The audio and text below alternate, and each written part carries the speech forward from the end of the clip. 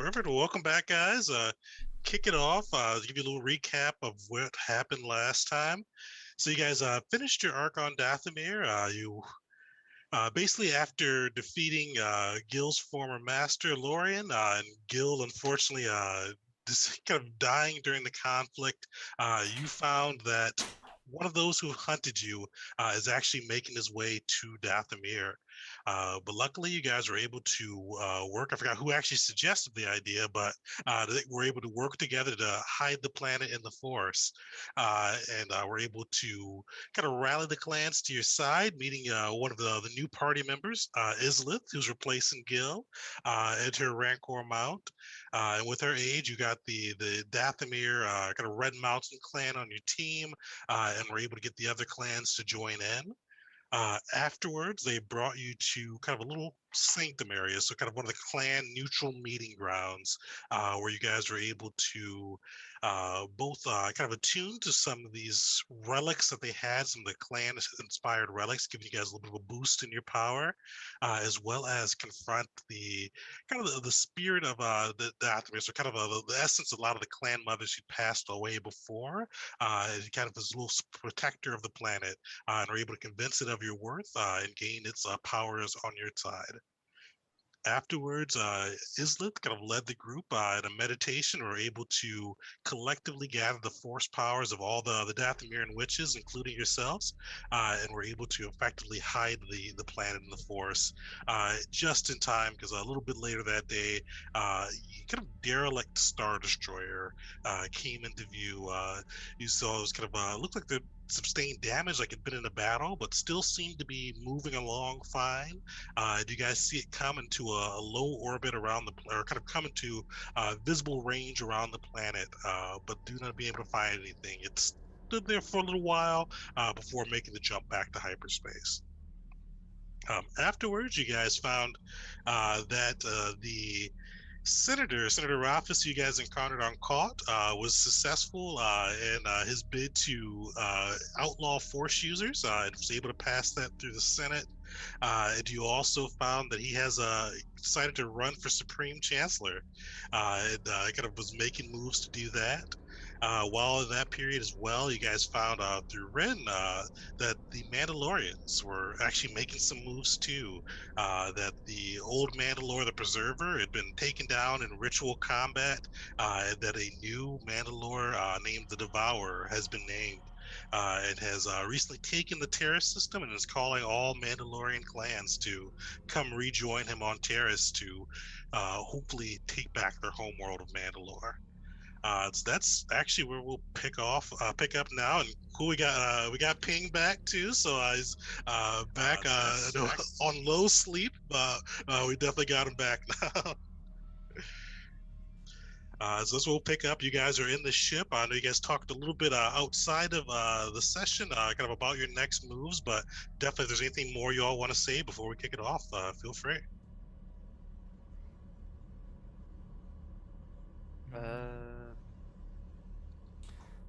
Just kind of continuing conversation. I guess Pool will look back to Ren and say, what is your intention about the situation? You feel that if there's this great organization of power, you think that you or we can do anything about that? I'm sure we can cause a little bit of mayhem. Certainly would be worth investigating, or at Also, least that yeah. reporting to the Republic that, hey, there is a group of radicalized Mandalorians that are soon going to be trying to cause some trouble. That. Yeah, that.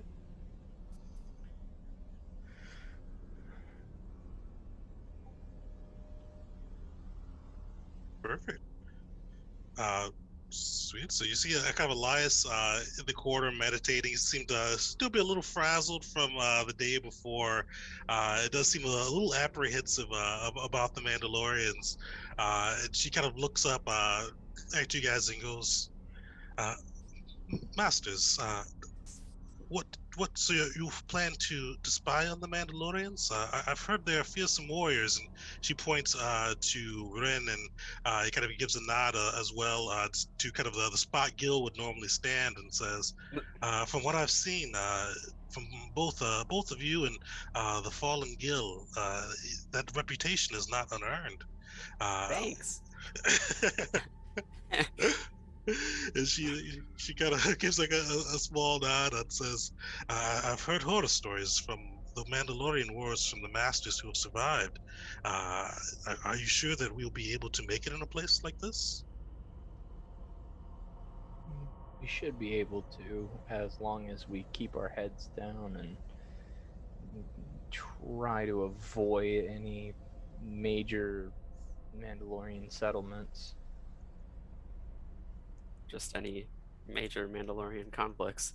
Oh yeah, just the big ones. The Just the small big ones will ones, be yeah. fine. But otherwise, I think just trying to poke around and see what falls might be a good idea. At least have an idea of what's happening. Right. So Ping just kind of shrugs. He goes, "Yeah, Mandalorians are predictable. Just where's there going to be violence, that's where they're going to be. Just avoid that spot. We're all right." Yeah, see. Oru agrees. I share your concerns, Elias. I don't know that I see reason for getting caught up in this conflict.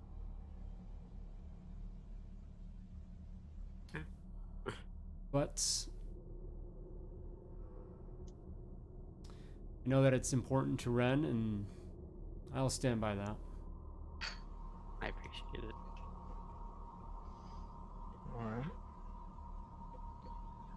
Okay. So is there anywhere we should start?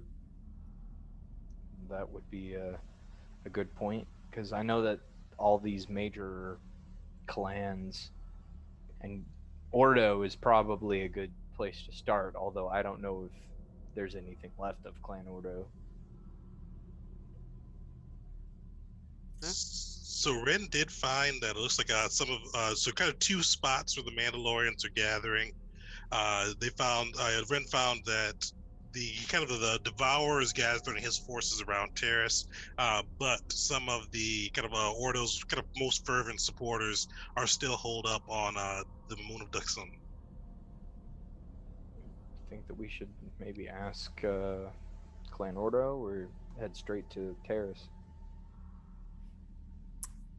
Might be useful to talk to Ordo first. But that's just my intuition, I guess. Yeah, I'm thinking so too. Anyone else have any input? So our Jedi friends, are we still in communication with them? Have we tried to see if they kind of have any clue what's going on? Yavin? So you guys do have communications with them. They did send a message not too long ago, so you could certainly reach out to them.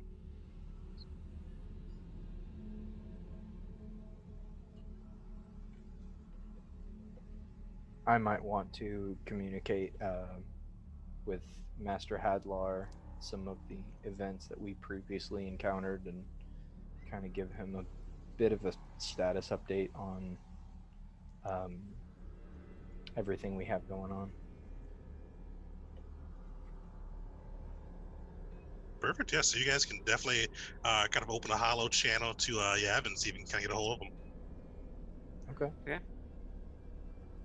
Perfect. As you guys open the channel, you see initially kind of a younger Padawan answers, but then seeing the group, kind of gives a quick bow and then walks, kind of strides out of the room, bringing in both Master Hadlar as well as blanking on his name. There is Karaz as well. So the bearable that was trained by Master Lorian as well. So you see both of them kind of stride into the room. The bearable seems kind of anxious. You see his tail is flicking. Scales are not flared, but definitely you could tell he's not he's not feeling the Jedi calm right now. But you see Master Lorian kind of walk in. Still blindfolded, still kind of got that injury to his eyes, and just kind of seems kind of a calming presence to the situation. And he kind of sees the group and gives Noru kind of a nod in particular and goes, "You all have been busy. I felt much through the Force, and I feel your hand has been involved. Uh, how has life treated you since you've left our temples?" We've lost a companion of ours.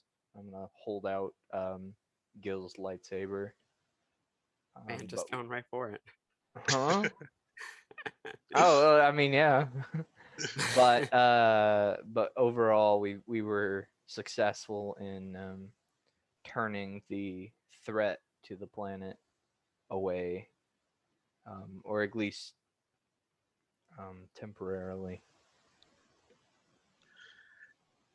You see kind of Master Lorian nod, and then Garaz kind of like just look, his tail starts flickering a little faster, especially as Gil's lightsaber is brought out, and he almost barks out, "What happened with Gil? What happened with Lorian? How did this all take place? I felt both of their deaths through the Force pretty much right after each other. What happened?" Gil decided to engage Master Lorian on his own without our without saying anything to us in advance. Engaged with Master Lorian on his own, and while we did jump to help afterwards, it was by the time we got involved that he was already in a bad situation, and there wasn't too much we could do other than stop Master Lorian from his ritual that he was using some of the local Force users to try to attempt. See, he nods and goes, Master Lorian nods and kind of just with a sigh goes, "Well, at least you were successful. Having the planet saved is definitely a cause of some celebration, even if it did result in some loss." You see him kind of put like a reassuring hand on Karaz's shoulder and repeats the code and says, "There's no death, there's a force. Hopefully, Master Lord will find peace in the force after kind of surrendering to its currents." But he looks back at you guys and adds, "So what is next for you? It seems that you've come across one that has hunted us. What do you seek to do now?" I have two more things I want to add real quick. First of all, we managed to find and destroy Revan's holocron. And two, Master Hadlar had a data, what was it, data pad or data disk, or I think it was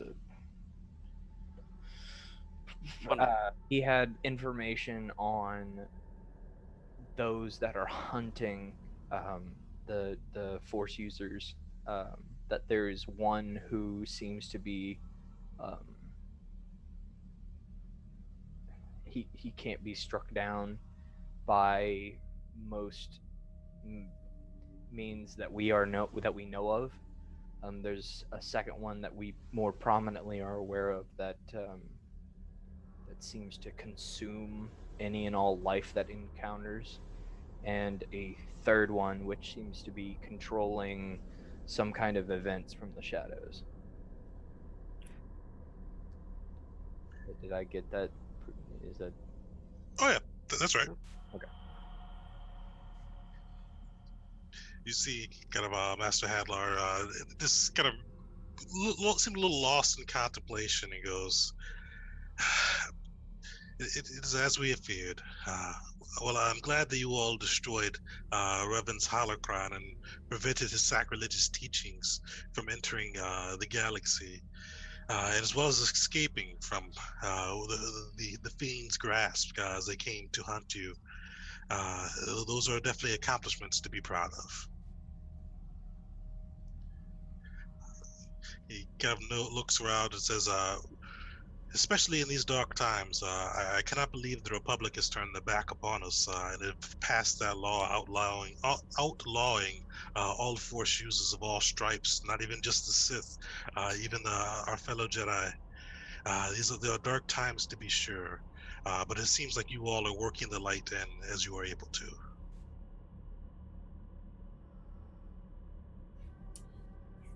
We're trying. Yeah, we're trying to manage as best as we can with the current circumstance. He looks and says, we don't have many resources to spare, but if there's anything that we can do for you, please do not hesitate to ask. We might have to think about that and look into what resources we might need at a later date. Have we already told them what we discovered about the senator kind of posing as Jedi? Oh no, you guys didn't. Oh yeah, was that before we landed on Yavin or after? It was after. It was right before you guys went to Dathomir. Oh yeah. That would probably be worthwhile noting. Yeah, so I'd kind of walk up a little bit and go, Master, we did discover maybe some information that you might be able to use. If you've heard about any recent Jedi attacks, the Senator has been staging those. Unfortunately, we weren't able to get any more information, but we did find some devices that kind of simulate maybe some Jedi tricks, and they were using some lightsabers to kind of stage and act as if it was the Force users that were causing these attacks. We did locate one of his bases, and maybe if you wanted to investigate it further, or when we get a chance, we'll try to take a look. We didn't do much to try to get inside yet. He nods and says, I'd wondered about these attacks. I didn't think the senator would be so brazen. I thought it was a Sith trying to ruin what was left of our reputation. He kind of looks around and says, were you able to keep the armor or keep the things that simulated the Force that could be used to prove our case? And then Probably grab one. Yeah. Ping just kind of lingers at and he goes, Gil gave him back. Oh, I do remember that. Yeah.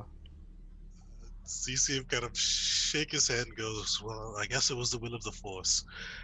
We don't have many resources to spare, but we'll see what we can uncover on those attacks. Unfortunately, though, we do not have the Jedi the strength to assault the base on our own. But if we can find any information that may link the Senator to these brazen attacks to kind of defame the Jedi, we will try to bring it to the galactic notice. They've been using freelance pilots to ferry their people, which is a bit odd with a operation their scale, which may be of note if it helps at all.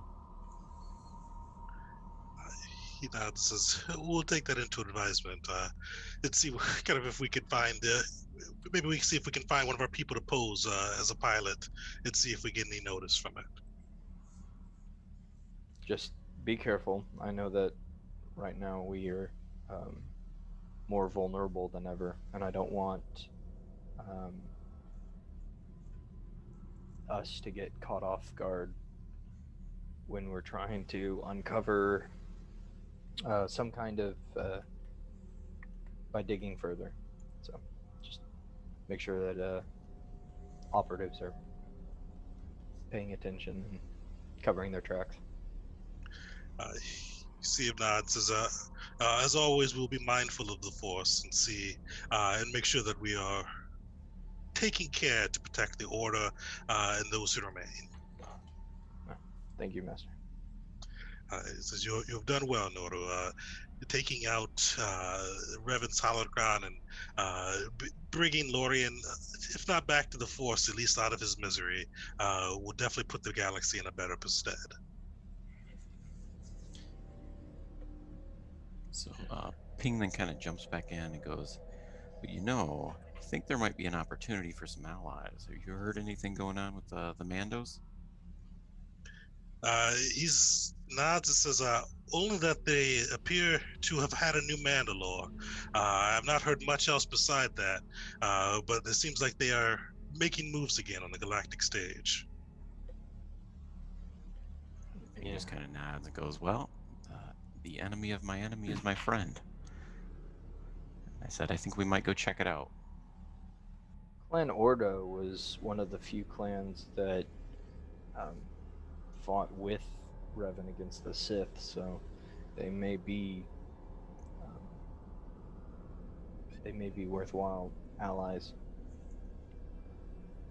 And kind of out of character, my assumption is the Mandos don't get along with the Republic, right? They don't. Yeah, so the Mandos don't like the Republic. Not really fond of the Mandos. Don't like anybody but the Mandos, to be honest. Don't like the Sith. Don't like the Jedi. Don't like In all the fairness, Republic. they don't like the Mandos either. Yeah, They don't like the Mandos either.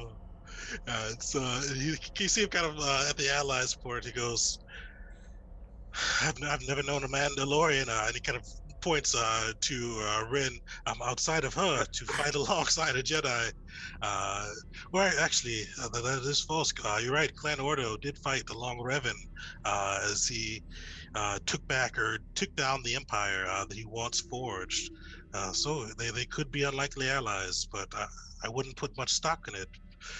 Though you all have been able to do the things that I've deemed impossible before, so the Force has graced you with more power than most. Sure.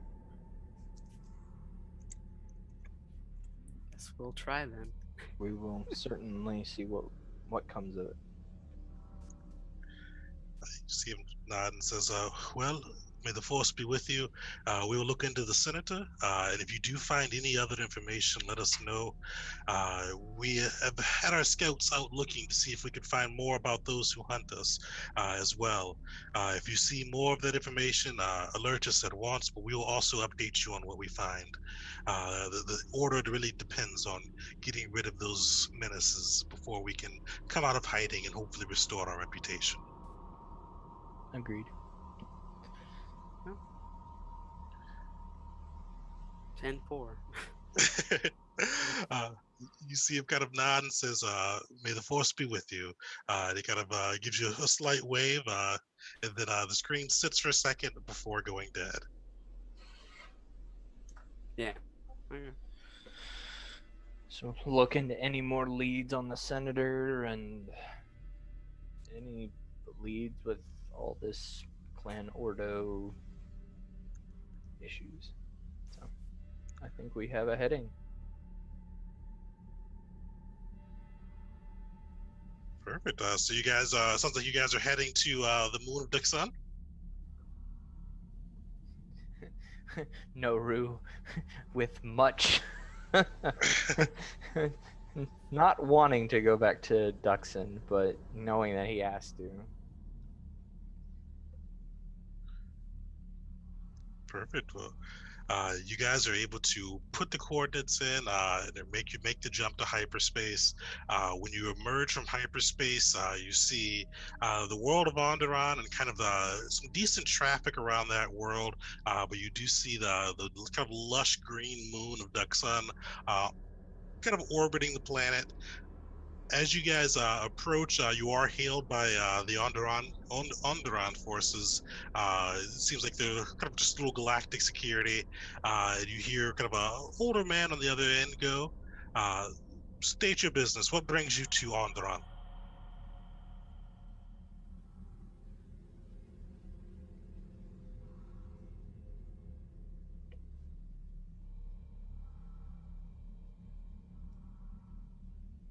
don't know. I was about to say, I was like, ping, Ren.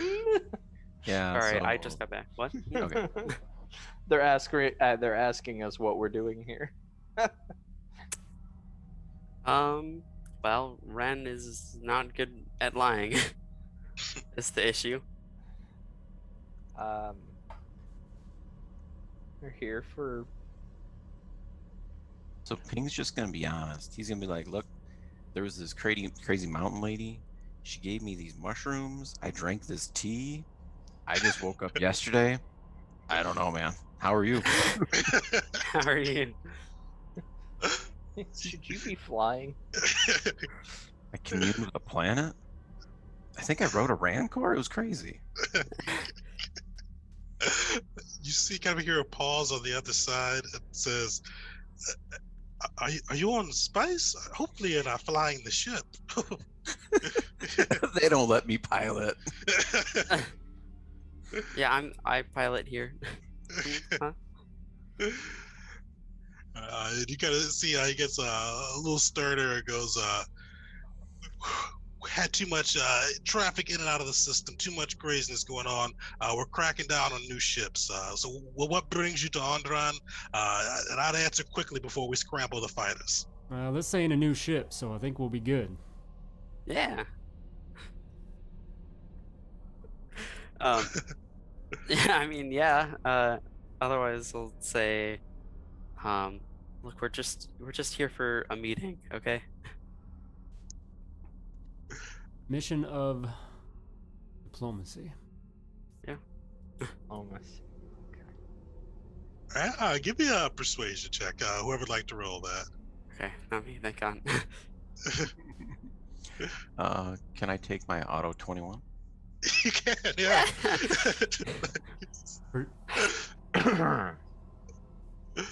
So it's you see the guy looks like he's getting close to being hostile, but as Ping talks about his spiritual journey that he had, as well as you guys told me to come here. I'm telling you.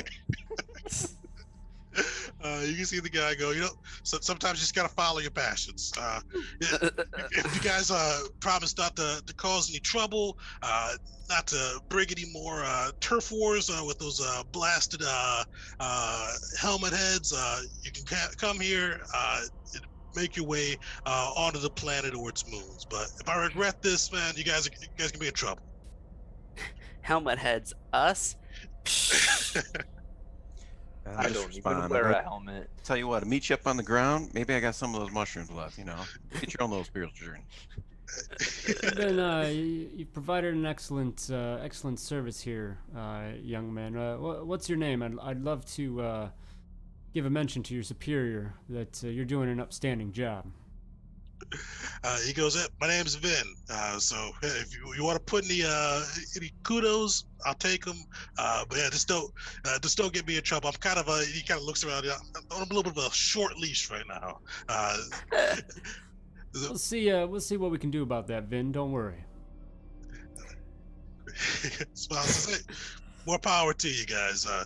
So if you make it to Onderon, hook me up with some of those mushrooms. But you guys fly safe.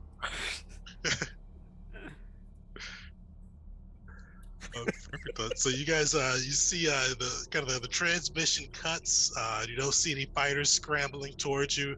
And you are able to, if you want to make your way to the planet Onderon, you are able to, or if you want to go to the moon Dxun, where kind of Clan Ordo was last spotted, where some of the kind of holdouts are still making a stand, from what Renz was able to find on her kind of during her dive of the HoloNet. I say we go moonwards. To the hostile war zone. Yay! Just turn to Ren and just be like, let's get this over with.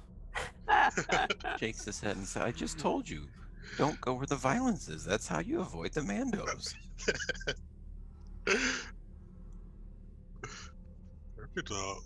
Well, you guys are able to kind of make your way closer into the moon, descending kind of through the atmosphere, getting kind of the lush jungles that Dxun is known for. And actually, how many of you guys, I know Noru did, was anybody else part of the battles on Dxun? No. I haven't specified.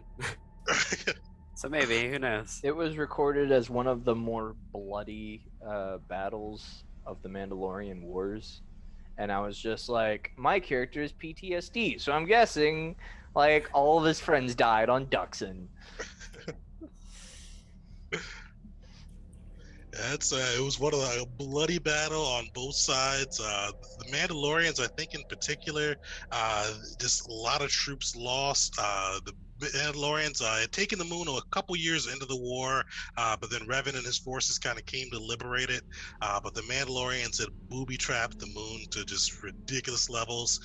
So mines, crazy stuff. They had like jungle guerrilla warfare. Weren't they like fortified, and it was basically a siege?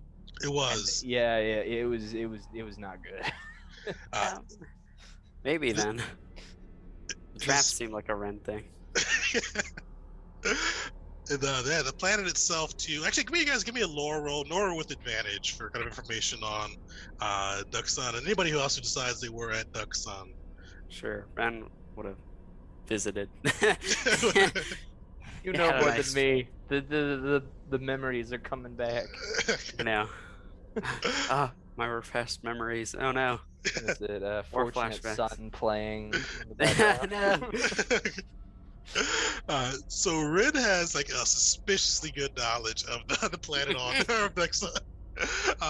She knows that the moon itself, the Mandalorians were heavily dug in, but one of the kind of aiding factors is that the moon is pretty dangerous on its own. There are just a lot of vicious looking beasts. It's pretty much like a space Australia type place. No. There are large predators. There's some of these kind of saber cats that are pretty hard to take down. There's also a species named the Drexel on the planet, which are pretty much like what are they? They're like almost like kind of like wyverns. So they're kind of large dragon-like things that some of the Andoranians have actually, they're known as the Beast Riders, have trained to ride. But they're pretty large. I think they're like wingspans like 3 or 4 meters wide. So they're a pretty dangerous looking beast. And there's just tons of different predators on the moon that kind of haunt the jungle area. Think of the worst, like most bad, terrible place you've ever been, with like just the worst kinds of creatures, and that's about it. Didn't Bane ride one from like one planet to another, or was it like a moon to a planet? I was Oh, just like, yep. that is the weirdest. Yep, he went from Dxun to Onderon. I was just like, what? How does that work? Oh, the planet's atmosphere, the moon and the planet, the moon Yeah. has an atmosphere and the planet does too, and their atmospheres were kind of intersecting, it seemed like. It was just so weird because I was visualizing as he flies off into space on a bird. I was like, what? Okay, I'm sorry. Done ranting. So as Ren, does Ren kind of share this knowledge? I'm guessing. Yeah. Oh, definitely. Oh yeah. Yeah. When as we he were, starts- I mean, they were there. Yeah, so as like I hear about like all these big predators and how dangerous it is, you can just see me like start to cast like battle precog. Nice. And actually, give me a wisdom saving throw as you do.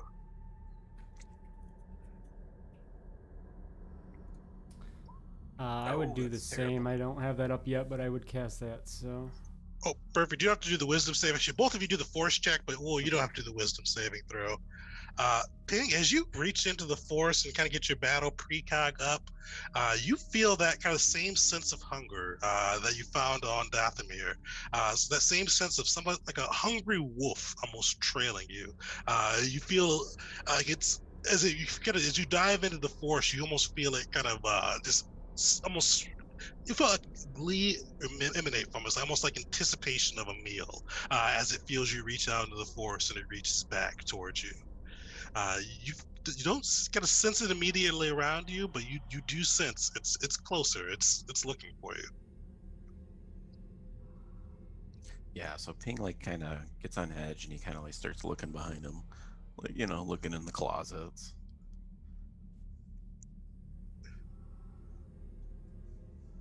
start to have those like horror movie like looks into the mirror and something looks back at me. There's a giant wolf behind me. Oh, Oh gosh. oh no. You guys are able to make your way onto the planet. You do see kind of that lush jungle. Give me actually, who probably running sensors? Whoever's running sensors, give me a perception check. I'm an operator. Is that sensors? We'll say it is. Roll me just using your perception. Heck yeah, I got expertise on perception. Heck yeah. Consistent. So as you kind of run the scanners as you guys fly over the head on the moon, you do find kind of initially kind of the burnt out remains of what looked to be a camp. You see broken basilisk droids. You see just burnt out structures. You see kind of just a wide array of burnt forest around there. You see that's probably where Ordo's camp was before the other Mandalore challenged him. But with your roll, you also do find some power signatures pretty deep in the forest, probably about 20-30 miles away from there. Kind of pretty through heavily forested canopy. You do sense some more electronics as well as some power readings. And you can guess, kind of based off your readings, that may be where the new camp is located. Okay, I'm gonna turn to Ren. Ren, how do you politely and not get blown out of the sky introduce yourself to Mandalorians? I don't know the sound character. Can I? Would I know something or? I don't know if there's a good way to introduce yourself to Mandalorians. You'd probably guess, Red would probably guess that kind of introducing themselves face to face or helmet to helmet would be a little bit better than flying over on a ship. You might want to hail them and say, "This is Ren. What's your family?" I don't know if you want to use the clan name. I don't want to use it. Yeah. Okay. This is Morales. Hi. Hello there. Okay. Hello. Hey, I can say it in Mandoa.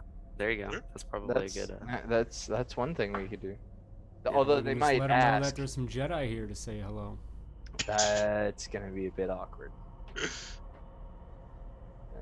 That's gonna be a wee bit awkward. So I'm just gonna tell the guys, hey, I found some energy signatures.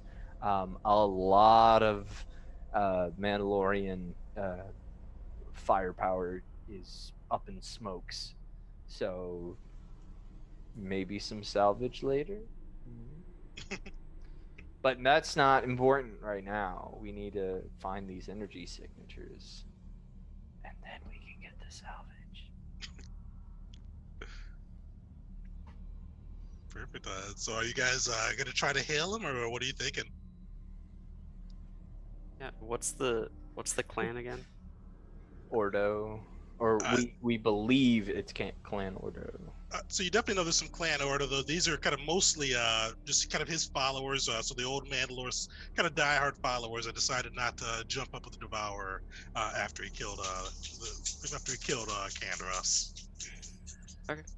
I'll just hail Clan Ordo in general. Then whoever's around, I'll say, Suki Elite Ordo, which is just hailing Clan Ordo. Beautifully. I know. You're done. Thank you. The line stays dead for a bit, but then you see kind of on view the Mandalorian in black Beskar garb kind of enters the screen and just looks at you and goes, in Mandoa, kind of partial Mandoa, partial basic, and goes, who the criff are you guys? Actually, is Ren in her Mandalorian gear right now? Oh man, I don't know.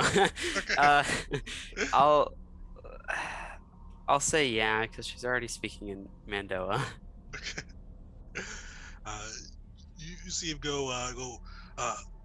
more Dakuts to pick over the scavengers of our remains? Shouldn't you be with your new Mandalore? What brings you here now? What brings you here at this time? I'll say in Mandoa, you know, we we come for you. We want to, or we seek allies in you. We I'm come not a- for Yeah, you. Yeah, lots of we come for phrasing you. there. Oh, no. We come for you. No, we seek allies in you. We're not. Mando is a little We're not rusty. of the. Yeah, exactly. We're not of the Devourer or whatever. You're not clan or Devourer. Yeah. No, that's not a clan. Never mind. I'm sorry. All right, he kind of looks at you, and goes, "There's nothing but bones here. But if you want to come see the bones, fine. You got to pings the location of his camp. Make your way here. We can talk about whatever you want to talk about, but you don't expect much. Devour your Mandalore or not, took a hefty bite out of us last time he was here. Oh gosh. Well, we'll see. We'll see what we can do. And This is gonna go great, guys. I got a good feeling. I got a great feeling about this. So Pink can't help himself. In the background, he's like, "That's the Mandalorian spirit."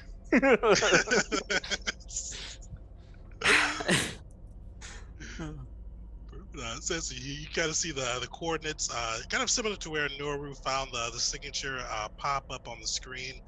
You do see they are in pretty dense jungle. Be pretty daring to attempt to land on it or to attempt to land near them. But you can definitely give it a try if you'd like. sure. They invited us. They couldn't shoot us down after inviting us. That wouldn't be very honorable of them. Oh yeah, not from they're just not from the Mandalore. They're in a No. pretty jungly tree area. Yeah. There's a clearing probably about 10 miles Oh, away, but Okay. it's just if you want to be kind of risky, you could try to Mark it down right on that tree. Let's go. Come on. Use the turbo lasers to make a nice even field. If you consider it, Ren, Ul would come up, rest a hand on her shoulder, and just call to the Force to help guide her in doing so, if that's what she intends. Yeah. Let's give it a shot. All right, give me a pilot check. Piloting check, and then it's a D6. Yeah. Bam. 18. Unfortunately, that is not enough. Really? So, it's enough that you are able to kind of get into you get lower as you approach the system and kind of see the different trees arrayed around. You realize that you're probably not going to be able to circumvent that, at least without taking some hull damage. So you can pull back, or if you'd like to dive deeper, give me one more check. I mean, I don't know. Did he? I don't know if I missed it. Did the guy say like where a landing was or not? Or he didn't really say anything specific, right? I don't He didn't say anything. He just gave you guys some coordinates. Did we see anything on the approach that would be a little bit easier? Yeah, but it That's would a be good like a question. little far out. Depends on how far out, I guess. Oh, just 10 miles. Oh, just 10 miles. Okay, well. Easy for you to say, huh? Okay. You guys are all hardened athletes. You guys are... Yeah, fine. Yeah, we'll pull away and go to the one a little miles away. I'm feeling great. All right, so you guys are able to easily make your landing there. They're clearing about 10 miles away. As you all do leave the kind of the confines of the ship, you're greeted just with almost heavily humid air. Just you smell, it's like just numerous smells. You smell a lot of just natural life, but just blaring heat and just humid air that feels like you're kind of swimming through it. Yeah, it's not too late. We could could try the other one. Just saying.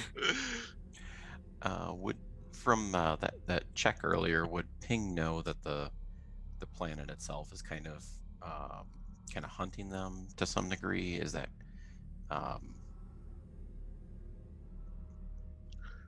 From which check earlier?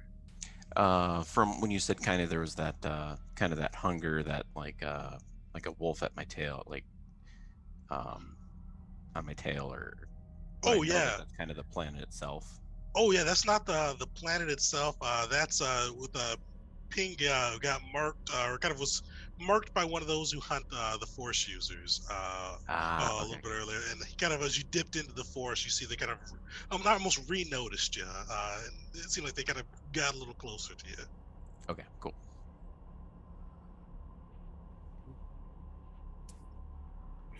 Perfect. It says you guys are able to easily so you make your way on there. Anything you guys are doing on the ship before heading out? Nope, Make sure that all of the doors are secure. Security alarms are set. guys, we have to both get money and also have time to buy things, because man, I want a hunting rifle. Yeah, I want to build my lightsaber and not roll so poorly that I spend twice the amount of credits, and I'm like, oh, I got 1,000 credits. That's cool. And then I lose 1,000 credits, and that is not cool. So it's very sad.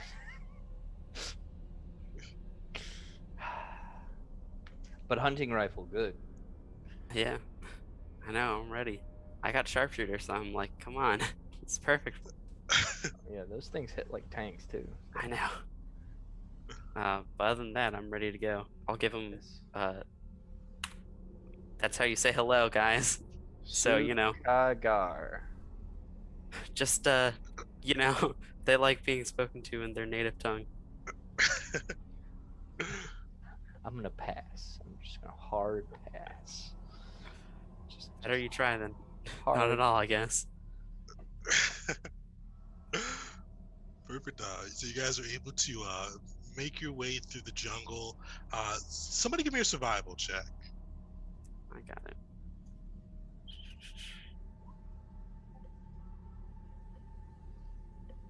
Nice. Sure you haven't been here before?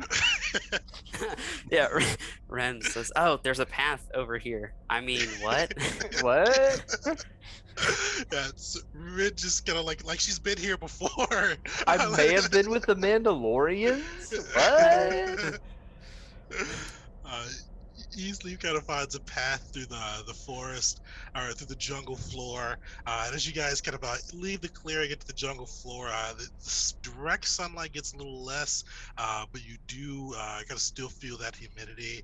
And with that too, Ren kind of notices some different animal tracks as she goes through. Gosh. She notices some large, kind of just paw prints with a little bit of a feline look to them, kind of throughout the area. Just kind of just some different areas where it may be a little dangerous passing through. Gosh. More of those knife cats or whatever they're called. Sort of point to one of the tracks. I'll call them knife cats regardless of what they're normally called. Yeah. One of those knife cats. So you guys are making your way through, and actually, let me do a little roll here.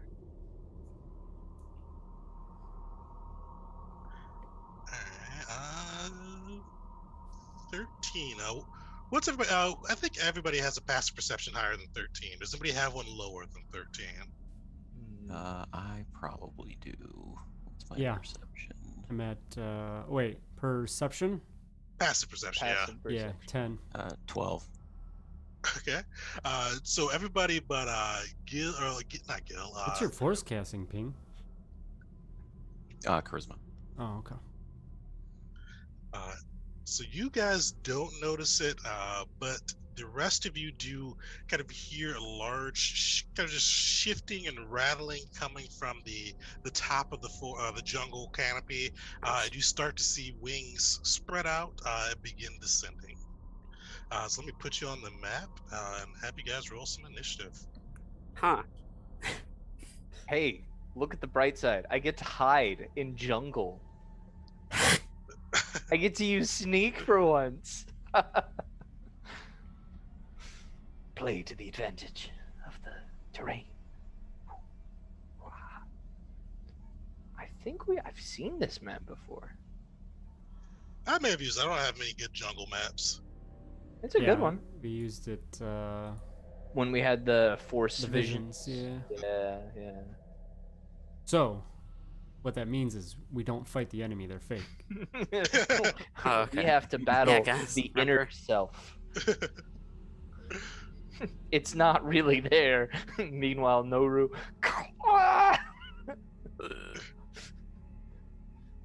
It's a figment of your imagination.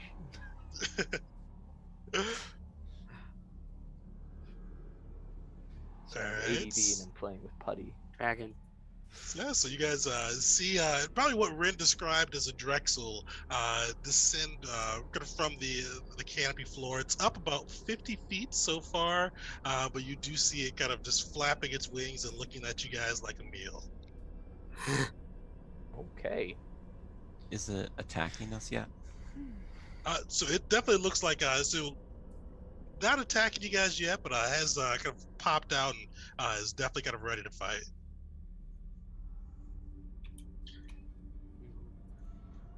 All right. Good stuff. I'm going to. Dang, that is a high initiative. Can he beat it? No, he can't. Dang.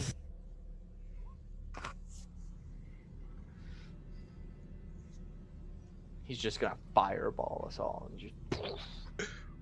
Well, 60 luckily damage. Drexels can't breathe fire, so you're okay on that side. Just ice. just just poison, you know. No, I don't think they have any special poisons or anything like that. Just big teeth There you and go. claws. And they can fly. They could literally just grab us and then just fly off to the sunset. Why do you say that? I don't know. Alright, oh, is he first? He is first. Alright. Yeah. Yeah, so you see this thing just flapping its wings, and it does descend towards the group. It's 25 feet away and 75 feet up. Fortunately, it's got some pretty expansive move speed. So you see it kind of fly overhead. It hasn't descended yet, but you do hear it kind of make a pretty screeching howl out towards you guys. Everybody give me a wisdom saving throw, DC 16. Yeah, well. What kind of saving throw? Wisdom. Wisdom. Wisdom. Yeah. Yep. So Ull's super saved. He's definitely not afraid of any Drexel, but the rest of you guys are. You kind of hear it howl out and have a sense of dread just overtake you. You are frightened of the beast, and kind of want. You also kind of want to get as far away from it as you can. So you kind of you feel that sense of fear and want to kind of move as far away from the beast as you can to avoid its claws and talons that you guys can see so clearly now. All right, Ren, you're up. Oh. Yeah. I was so sad because I just took Responder's routine, and then it immediately gets a higher initiative score too high. Okay, that's fine. We're going to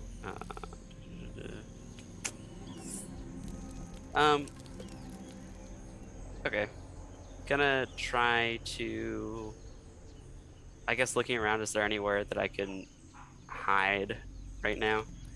My thoughts exactly. Definitely. So if you go into any of those kind of deep jungly areas, you could definitely kind of hide out from it. Okay. Yeah, I'm gonna head southward here and just try and hide. Yeah, I'm gonna do it as. Okay, I'm gonna do it as an action, and then because I can do it as a bonus action and a reaction, but I'm gonna do it as just a regular action, and then use my bonus action to target lock on it. So here we go. Perfect. Give me a stealth check.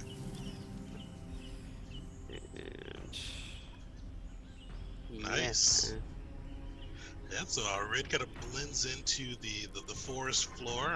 Is able to escape the the Drexel's notice.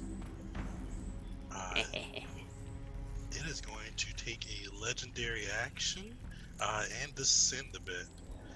So you see it is now only 20 feet off the ground. Oh boy. And then, you are up. All right. What's the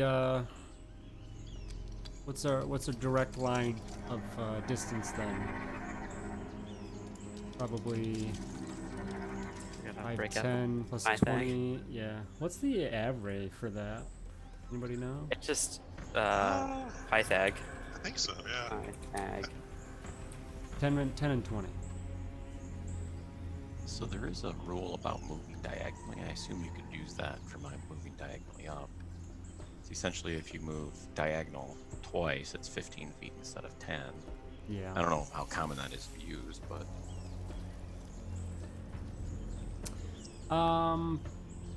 It's Well, like he's probably 25 feet within away from 60 you. feet of range, so. Oh yeah, he's within 60 feet Yeah. for sure. Yeah. All right, so Ul's just gonna visibly frustrated with just the situation, and is going to reach towards the beast and cast Drain Vitality, which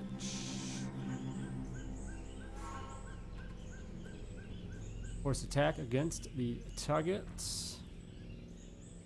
17. That'll hit. Okay. Yay. Set up yet, but nice. I'll take that. 10 points of necrotic damage Nice. and concentration for myself. And then the beast deals half damage with any weapon attacks that use strength. They can also make a con save at end of their turns to end the power as well. Action, and then bonus action, I will the Sarisu for the resistance, and I will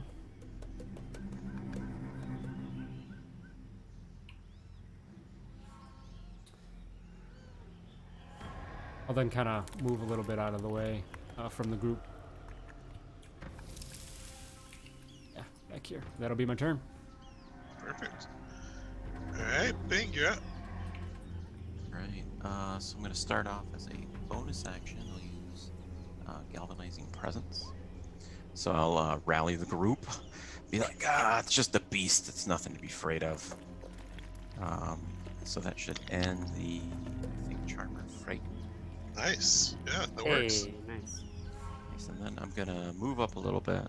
Odds of this working, not great. If it works, it'd be awesome though. And I think, am I within 30 feet of him right there? You're within, yeah, Yeah, 25 would be, feet yeah. now. So I'm gonna try a force shunt on him to bring him to the ground. All right. Gosh darn. So that'll be a DC 18 save, and that's strength, I do believe. Get him, boy. Oh boy. Oh boy. I figured he had quite a mod to that. Yeah, I was like, strength, you say? Because with your drain force, is that just attacks or is that strength? Yeah, it Oh, it says weapon attacks that use. Yep. Okay. Yeah, so you see Ping kind of reaching out the force trying to pull it down, but it just gives a couple strong flaps to its wings and keeps itself up in the air. So Fair enough. Ping shouts out, gathers everyone, makes the, steals their spine, reaches out to the force. It does nothing. And then he goes, and you guys got this, guys. Good luck. Okay. Sweet. Ping, give me another wisdom saving throw. All right. Well. Gosh. You feel kind of that same presence in your mind, that hunger kind of pursuing you. And it feels even closer. You don't feel the dread that you felt on the ship, but you do feel that it's near. It's on this moon probably. Hmm. It's right Well. behind you. Yeah, and I'm just like, guys, we might have a problem. You mean other than the? Well. We have two problems. One has teeth. Okay. Elias. Well, you want to do this, or you want me to? Oh, Do it. yeah, I can handle that. I got our sheet pulled up as well. Yeah. She will. Sorry, what was the very last thing that happened? So Ping did cure her frightenedness, Oh, okay. and he tried to pull the beast from the sky, but unfortunately didn't go too well. Okay. Yeah. Thought there was something else. Okay. She doesn't have a whole lot in the way of. He's the beast is still in the air though, then, right? Yep, it's 20 feet up right now. Okay. Yeah. Can you? Well, I guess that the weapon has to have a thrown property, right?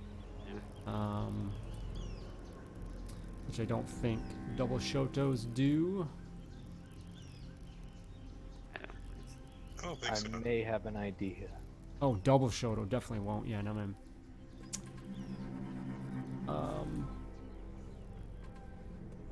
She's just gonna. I think she'll just kind of retreat.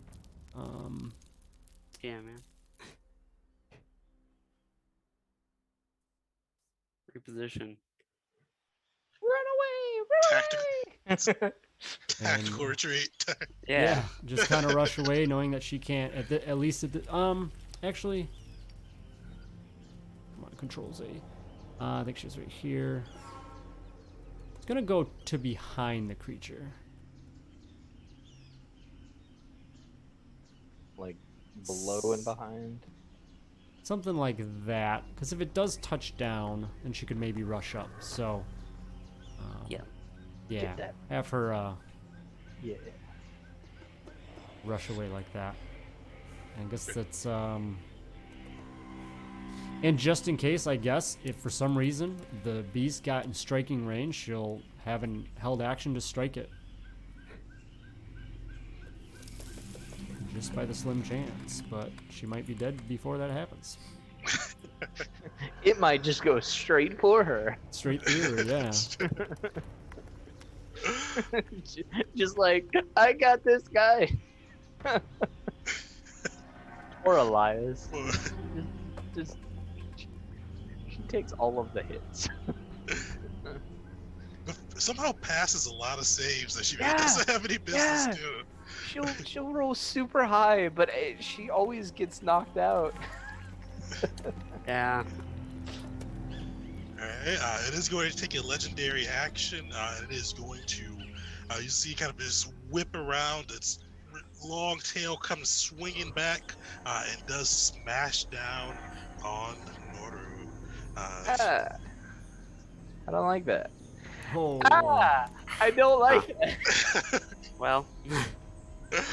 So Well. you see this beast just hungry. It's flapping. It's got a long leathery wings.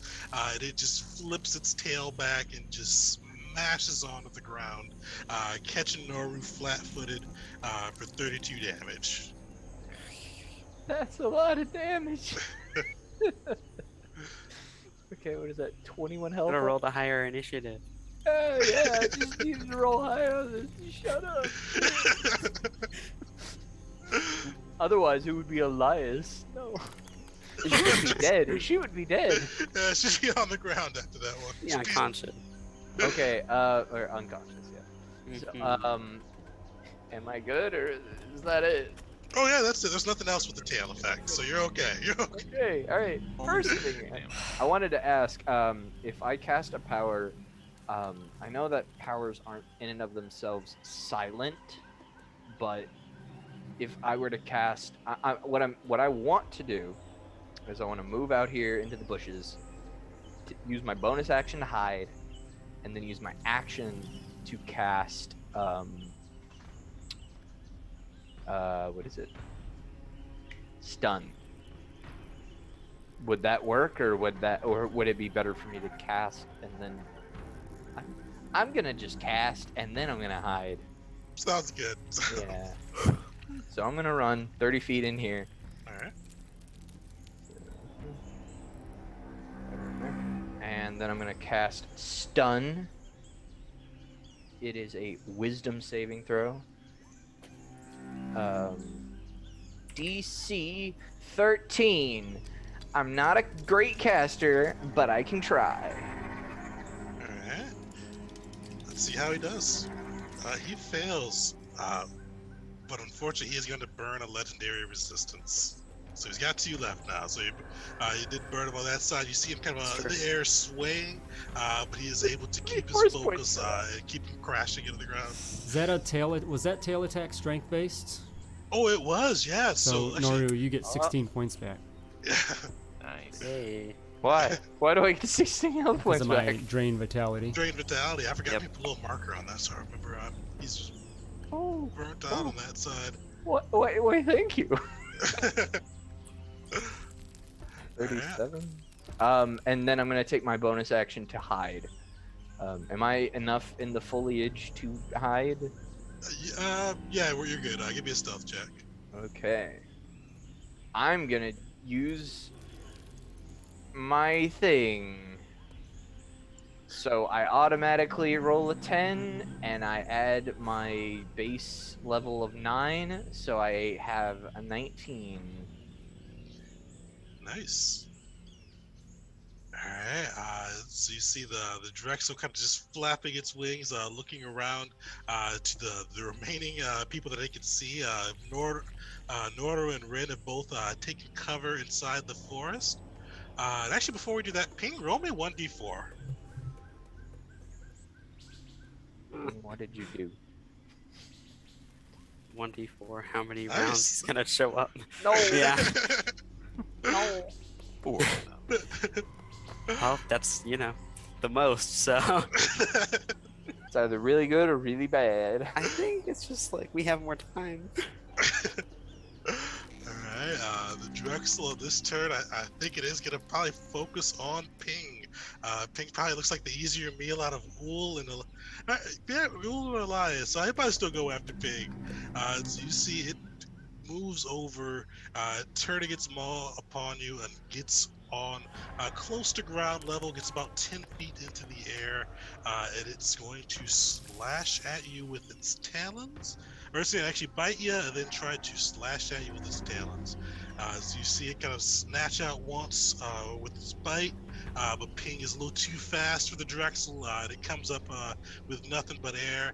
Then it slashes out with its claws.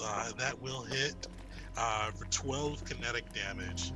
It has got you grappled up, and you see it kind of flap its wings and go back up 25 feet into the air. 6 points of damage if that's strength based. Oh, that is strength based, so 6 points of damage for that. Let me have him make his con save. So he does succeed, but it does mitigate that to 6 damage on that side. And he kind of flaps you up in the air 25 feet. All right, Ren, you're up. Okay, Ren is going to try something new. And instead of her blaster carbine, she's gonna take out the tech bow that she stole a while ago with the poison arrows. and it's gonna try and do that, I guess. Perfect. So, oh. Ta-da! Nice, that'll hit. Sweet, and then gonna. Oh, and you've got advantage if you want to crit fish from being hidden. Oh, yeah, I'll do another one. Oh. Okay, and see how that one goes. And he's gonna make a, I think it's a 14 if this is a regular poison, to take the poison damage or not. 14 con save, sorry. Perfect. Let me roll some con for him. Where does she go? There we go. And I'll try to do it again afterwards.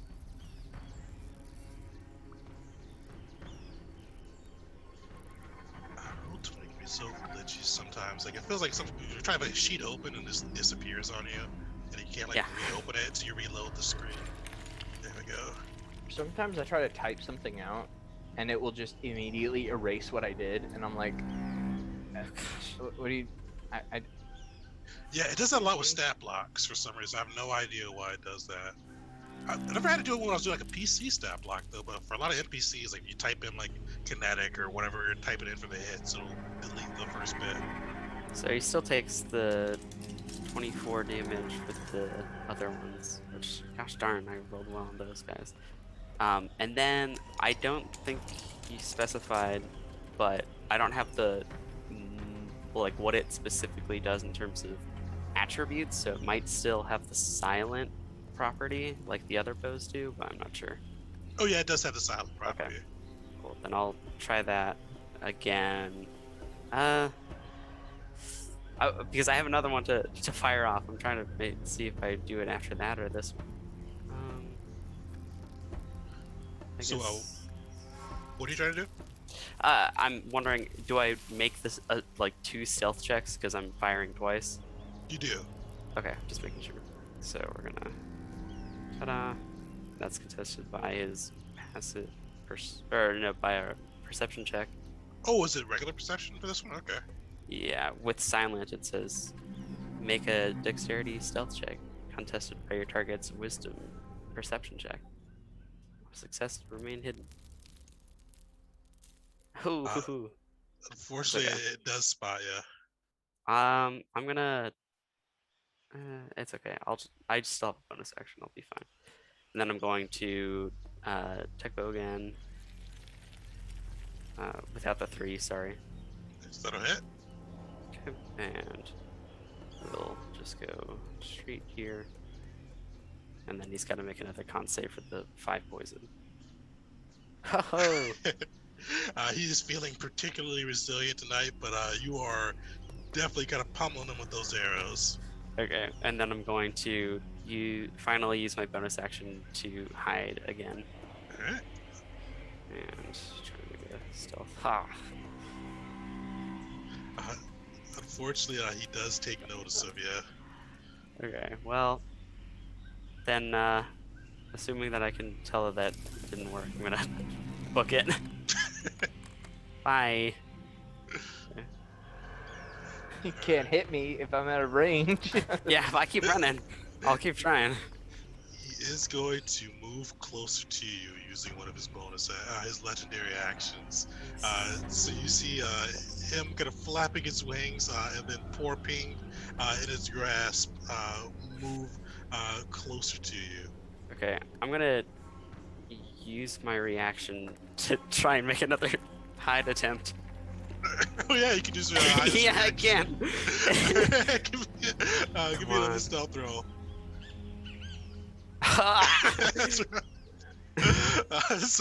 Unfortunately, Red tried to kind of burrow further into the jungle. Oh, are you gonna do something with it? Yeah, I think I'm really trying to not get found out here, because I'm not gonna be doing too hot when he gets to me. Man, I think if a 16 didn't work that time, then I don't know if Defiant would be my best bet, huh? That 16 just missed his passive. Okay, I'll try a Defiant. Why not? Yeah, no. Well, it was worth it. I tried so hard. It's you see it kind of hovering over you, ping and clutch, just kind of glaring down at the being who put 2 arrows in him. All right, Ool, you're Put up. 2 more, sucker. All right. You got it. You got it. Ooh.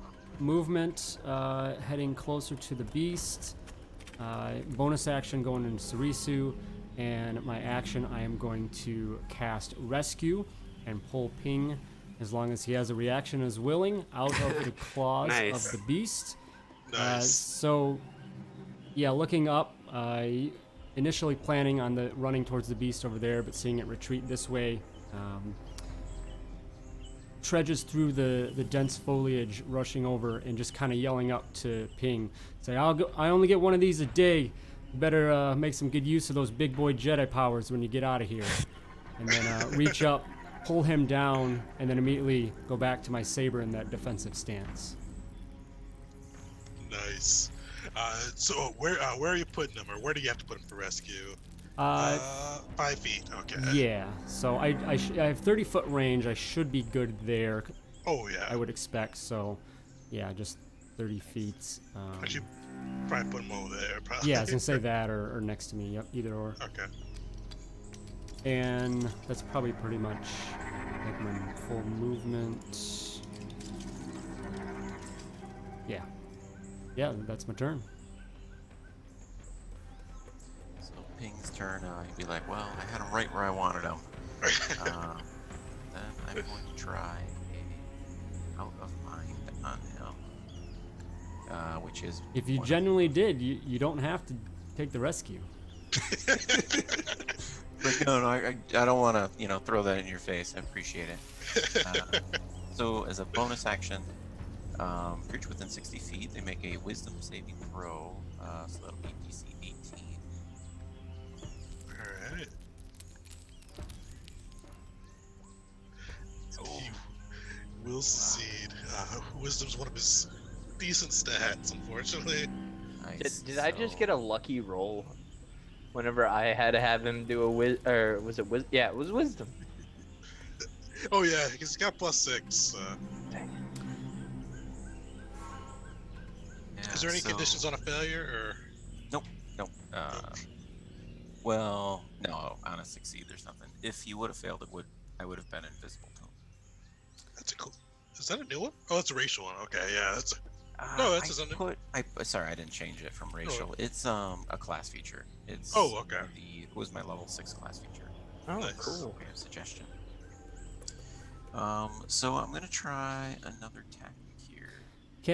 Sorry to cut in real quick. Rescue is a bonus action, actually. So I obviously am not going to do Sarisu. Fine. Remind me again, casting 2 powers. Can I do? You can do a at will and a level power. Yeah. Okay. In one turn. Okay. So I do have Saber Throw, which I guess I'd probably do that as well, Nice. if I can squeeze that in. There, I didn't notice that. So. Oh, no worries. Range force attack. That'll hit. Okay, and Saber Throw. I don't have. What's it say in the damage there? 1d8. It should be 2d8 now, I 2d8, think. yeah. Oh, actually, no, sorry. This one's different. This one is 1d8, but you can hit 2 Oh, it's targets with it. multiple. Okay. Yeah, but you can't hit the same target twice. So, Alright, so just 4 points. Yeah. nothing. Okay. Cool. Yeah. That's sweet. So after pulling Ping out of its claws, you curl your saber at it, and it cuts a little divot into the beast. I timed this perfectly. Like I cast Rescue, and Ping comes out as the saber goes in. Yeah. You hear the Drexel kind of just screech out in confusion as it's bitten by a lightsaber where its prey used to be. Alright, so Ping, is there anything else you can do on your turn? So as a bonus action, I tried the out of mind. That didn't work, so I'm actually gonna throw a feedback at him this time. Alright. Just trying to get something to stick here. So terrible damage. And that's a intelligence saving throw, I believe. Yep, intelligence save. definitely a strong one to target. It's a very big brain, Duxel. Oh, Barely got him. with his -2 save on that one. My lord. So he takes 3 psychic damage and has disadvantage on the next attack roll. Alright. You see it kind of howling out as it's first gets bitten by the lightsaber it didn't see, and now it's an unseen target's hurting its brain. Yeah, and how thick is the foliage at the ground level in the trees? Is it spread out enough where he can kind of fly through here with impunity, or can he only kind of go in the open? He could definitely, so it's a little bit of difficult terrain when he descends for those areas. Okay. Yeah, I'm just gonna kind of stick behind Ool here, but I'll kind of stick in this vegetation a little bit, and then that'll be my turn. Alright. It is going to use a legendary action, and it's actually going to plop itself on the ground next to Ren. Screw off. Criff off, dude. Come on. Alright, Elias is up. I'm running here.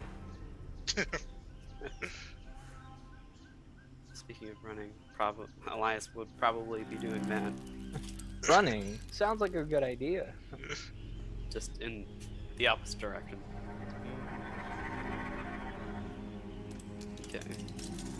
Gonna just start running, and I think, yeah, she'll probably try and dash to get over, 'cause I don't think she has any long range stuff, so.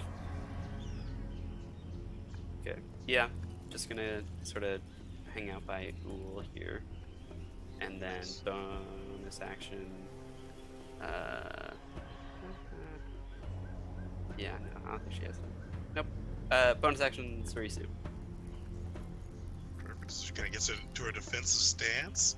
The beast is going to use its last legendary action and try to claw up Ren. Come get some. Ah. Ow. So you see it. Oh, that's lucky. No, that's not right. It should be more than that. That should be 10. I don't know why it left off the 6. That should be. So that's 10 damage to you there. Still, man, he rolled terribly. He rolled really bad. Wait, he has disadvantage. Oh yeah, he has disadvantage too. he Yeah, does. yeah. Ha, see? I got you, Ren. Thank you. Dang. I appreciate He it. rolled better. Let's see if it gives the damage back this time. Okay, there we go. And so yeah, the 6s are back on there, but yeah, it's just a 10 damage from that. Okay. You are grappled. And Noru, you're up. Okay, Furlong sucker. so I'm hidden, so I have advantage on my attacks. I am going to cast Force Focus. It was one of the powers that I swapped out. Basically, whenever I do, I can just do the thing. I add an extra D4 to my damage Alright. on a hit. So I got Sneak Attack and I got Force Focus. I got all the dice. So I'm gonna do 2 shots with my primitive bow, both with the silent feat.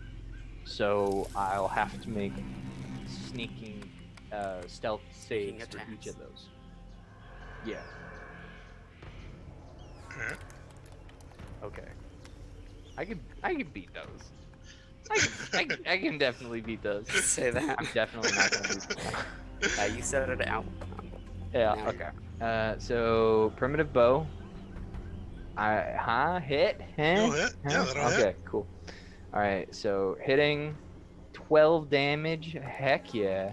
Dealing sneak attack and force focus. So that's a whopping 17 damage. Making my stealth saving throw. That was not with Nice. advantage, but I still rolled an 18. My bad. And second primitive bow shot with advantage. Heck yeah. Rolling damage. That's still a good amount of damage. And force focus. So that's 13 on the second, 17 on the first. You gotta make a stealth check over. And I gotta make the second stealth check. Come on. Here we go, boys. Yeah. Nice. That's Nice. able to expertly kind of put 2 arrows in the thing and still kind of stay out of its view. Heck yeah. I'm so glad this stealth thing is finally turning out. You're telling me. Alright, Ren, it is going to, it's going to pick a couple attacks at you. Unfortunately, it is going Get to some. slap you with its claws. It's going to miss. Laughing. It's going to take 2 bites at you.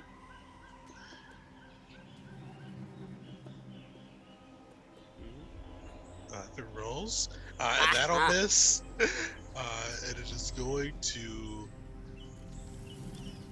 take 1 more bite at you. That one will hit. Just one. is fine. Oof, 28 damage on that hit. You see it is going to also take back off into the air, moving at 40 feet. I'm all good. All right. Don't worry about me, folks. It's 40 feet in the air. 40 feet in the air. And you are up, Ren. I look him dead in his eyes and say, "You underestimate my power." I have the high ground, Ren. And I will. Well, I guess if I'm here, you know, I'm gonna ignite my light foil and start getting him. All right. Can you Hold on. get him with 40 feet? With We'll a see. light road? Light. Oh. Oh, Ren is unfortunately caught in his arms right now, so she's Yeah, at 40 currently. feet too. Oh, Yes. okay. I was about to say, I was like, that's one long whip. Yeah. Give me 1 sec, because At that point, it'd be more danger to yourself than anybody else. Like, I think that's. yeah. Hold on. My damage keeps getting messed up. Is it the syntax that keeps getting messed up? No, it just keeps getting erased. Oh, It deleted like half my monster stuff, I realized. Yeah, I'm like, I'm not usually- doing anything. Yeah, I don't know if it's just been glitchy today or what, but yeah, I had to like go in and put like the damage back in or the modifier back in. It's weird. But, yeah. Okay, I'm gonna do 1 and then 2. Yay. Alright, so the first one, it kind of twitches aside, you miss it. But the second one, you can connect. Okay, and then I will go for it. Let's go. Nice. Yeah, that'll hit that. Definitely, it's looking a little hurt now. Yeah. All right, I tell him one more, Criff you, and then I will blink down 30 feet with phase walk. Nice. Give me an acrobatics roll too. Okay.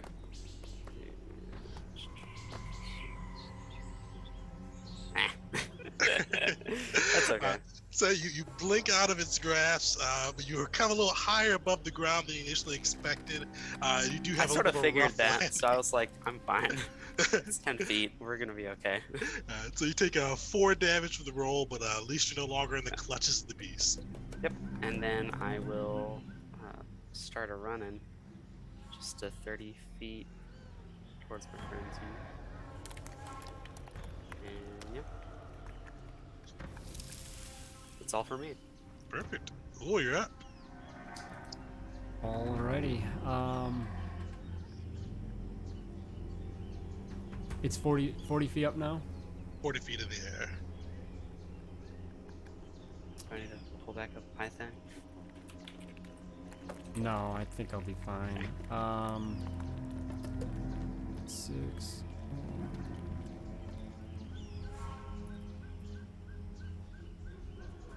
My casting save is just so garbage.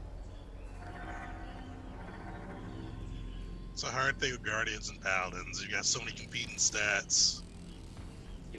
All right, It's really good. It doesn't matter if that makes you feel better. I will.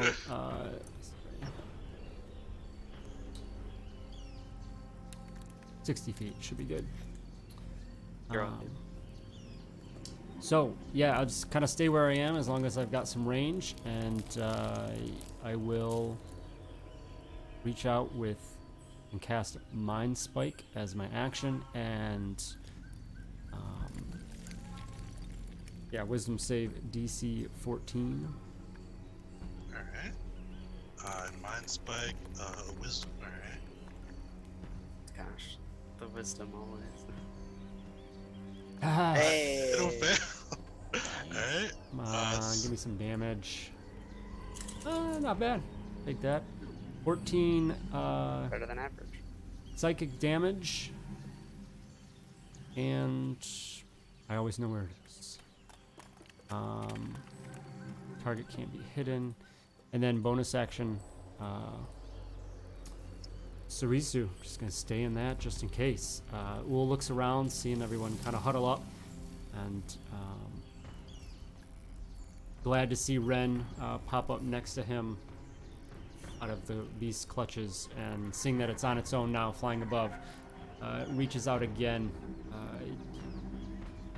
always teetering loosely with the dark side of the force, but channeling that energy to the beast, and just trying to inflict a painful connection to its mind. So you see it howl out, just confused. It's kind of, it looks, you see it almost swirling around, looking for who's attacking it. It's just kind of lashing out in its confusion. I think I will also move.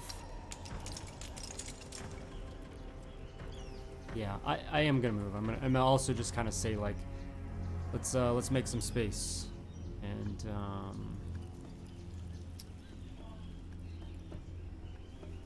not too far. Just get a little bit out of the way.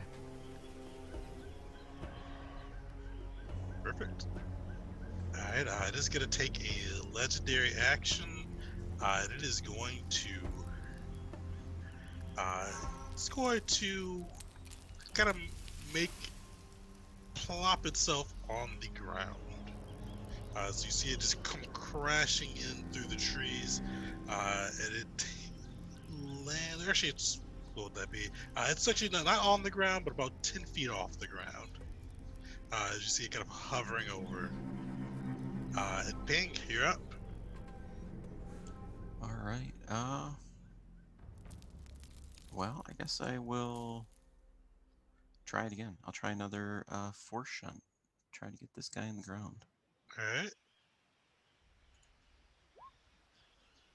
It will fail, but unfortunately it's going to use its second legendary action on that side. So you see it pull down to the ground, but is just able to catch itself before smashing into the landing. When he was 40 feet in the air, I was like, oh man, this could be good. All right, so he's going to see him kind of avoid that again, and then I'll take after Uul, and I'll kind of run 20 feet this way, kind of disperse a bit. You get your temp HP I mentioned. Yes. Okay. Sorry, those three temp. Yeah. Perfect. Elias is up. Probably he's not fully on the ground, right? He's 10 feet. 10 feet up. Yep. Still can't do anything. Ren, we can't see your health. I think her token needs to get set up for that. Oh, good. But I assume you've taken some damage, yes? Yeah. So, yeah, I'll have Elias come by you and cast a heal. Whatever that does. Get the... And this is only once a... is her powers only once a day, Tegan? I think she can do twice a day. Twice a day? Okay. 2 powers per day, yeah. Does that include at-wills or at-wills or... Oh, just level powers, okay. yeah. Alright. She only has heal anyway, so... yeah, so rush by you, Ren is seeing you in pain and is going to go ahead and cast heal, which will be... First casting modifier...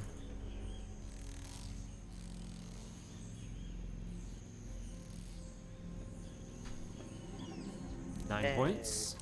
Thanks, Lili. That's the action. We'll Also, she's in a giving mood. Cast Lend Aid Hey. for 7 more points, Nice. and then continue following suit with the others and getting out of the way. I'm gonna use my reaction here to try and hide again. Perfect. Yeah, give me a. It's So- discussable. He can do those 3 reactions. Yeah, so give me a stealth check. I forgot something. Creatures Yeah. I've dealt damage to since the start of my last turn have disadvantage on checks made to find me. Nice. So I'm going to stealth. With that, I'll roll his perception to see. Maybe he'll roll low on that with the disadvantage. Come on. What size is this creature? Huge. Huge? Yeah. Okay.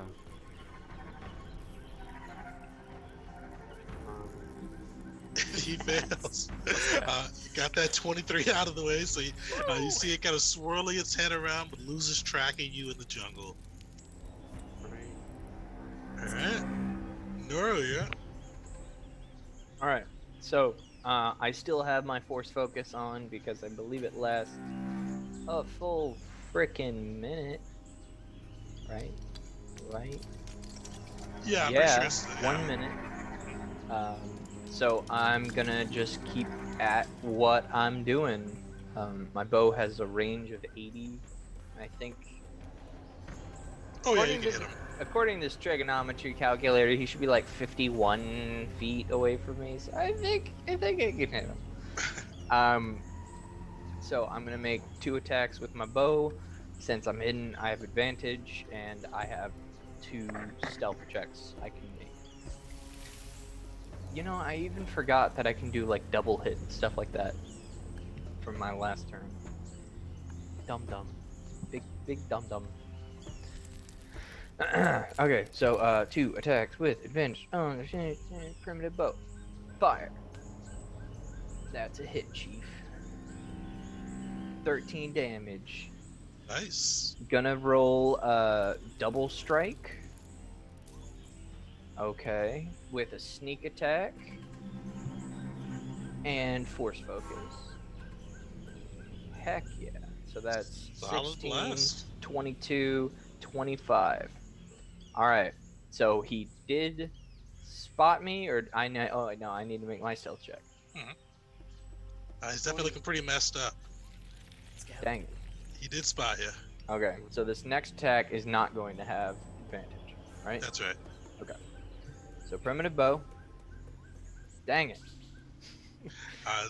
So you see the Drexel kind of lock eyes with you, and that second shot just goes a bit wide.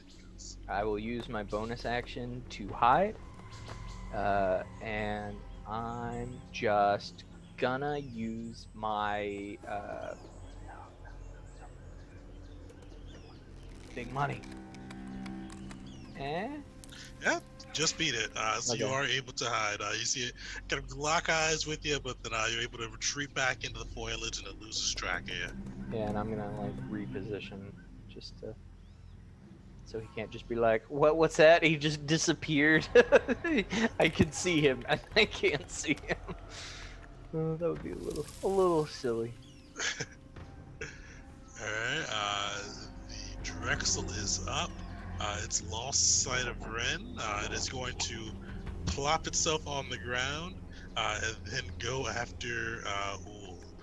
So you see it kind of plot out of the jungle foliage and makes its way towards Ool. So you can take an opportunity attack if you want to reveal yourself, Ren. No, I already used my reaction. Oh yeah, use your reaction to hide. Yeah, I forgot about that. Alright, it is going to lashes out once with its claws, and then lashes out with 2 bites. And what's your AC again, Will? 16. Oh. So 13 for the claws. It kind of slashes and grapples you up. Then you see it lean its head back twice to bite. Oof. Oh. Oof, Oh. Oh no! Those are both kinetic, right? Yep, both of those are kinetic. Did I do? Trying to think of the turn, or was this the turn where I didn't get to? I didn't. So No, yeah, the one time I didn't. Aren't Don't you worry, in we're right Sarisu here. until you change your stance? No, you got to do it every turn. Each turn, yeah. And plus, I think was the last turn where I pulled ping away, and then no, No, it was the turn before. I was in Sarisu because I would have done I did the You did the mind spike. mind spike. Oh yeah. And Sweet. I would have done that. So 72 points halved is what's 36? I think you just have the first attack, Mr. Reese. Oh, is it? Oh, probably. Oh, Wouldn't be that Of one course. that lucky. Sarisu, first time you take. Yep. So Yep. that's 6 points. couldn't be that lucky. And then 60, 58. Okay, still standing though. Plus Still, 3 for temp. So Okay. alrighty. And con saves are half of the damage. That's right. Okay. So that's, So that'd be I mean, I'm not too concerned about. Okay. I lost it on the second one, so I lost my link to where he always is. so you see you've got a ghoul clutched up, but the Thorian manages to keep himself standing with a timeless Arisu block. And Ren, you are up. Okay. Check. Okay. Okay. Just trying to see if I had anything I could help in terms of helping him get ungrappled, but Oh, am I grappled as well? You're grappled as well. so how's this guy looking? He's looking pretty messed up. Pretty messed up. Okay. And yeah, okay. And then before I start going here, I had a question about the covert style. Mhm. So creatures you've dealt damage to since the start of your last turn have disadvantage on checks to find you. Would that apply to the result of my first attack or my second attack? Because if Could you I shoot him with post a that, bow, or do you have it postable, or I can look it up? are you talking about Yeah, I covert got it. style? yeah, covert style. Let me get it here. So it says just Oh yeah, since the start of your last turn, did you deal damage to it last turn? Yeah. Yeah, you get it for Okay. these attacks. signature, and then I get advantage on my first one since I'm hidden. I'm gonna skedaddle after I get my shots off here because I don't have Death Wish. And okay, tech bow.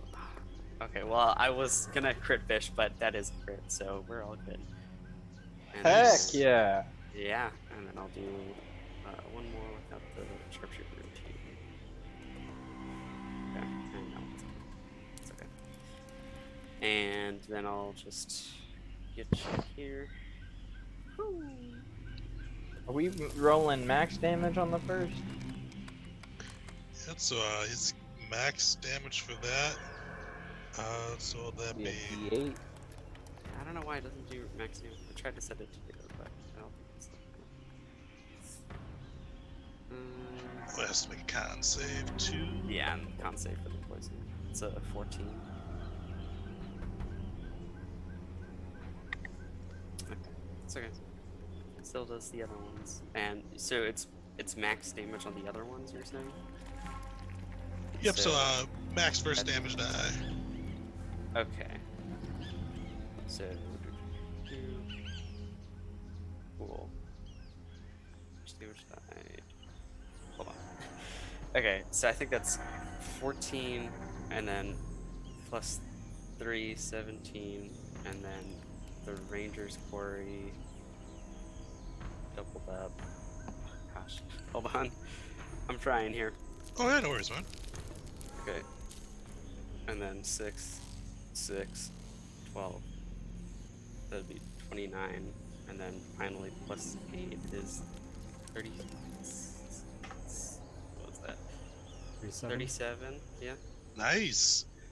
It's you see it kind of barely holding its own. It's bleeding from multiple wounds, and it's kind of unsteady on its feet. Okay. Oh, sorry, not survival. That would be stealth. And that was a 12, and my stealth is a 7. So, it doesn't matter either way. 19 to try and not get noticed, and he's got disadvantage because of that. He will fail. So you see, he's so focused on bleeding out, he really doesn't have a clue where you're at. Alrighty, and I am going to finally use my bonus action and give Ghoul a Colto back here. Do it. Level 2. Okay. So 9 total? That's 9 total. Yep. Help you out.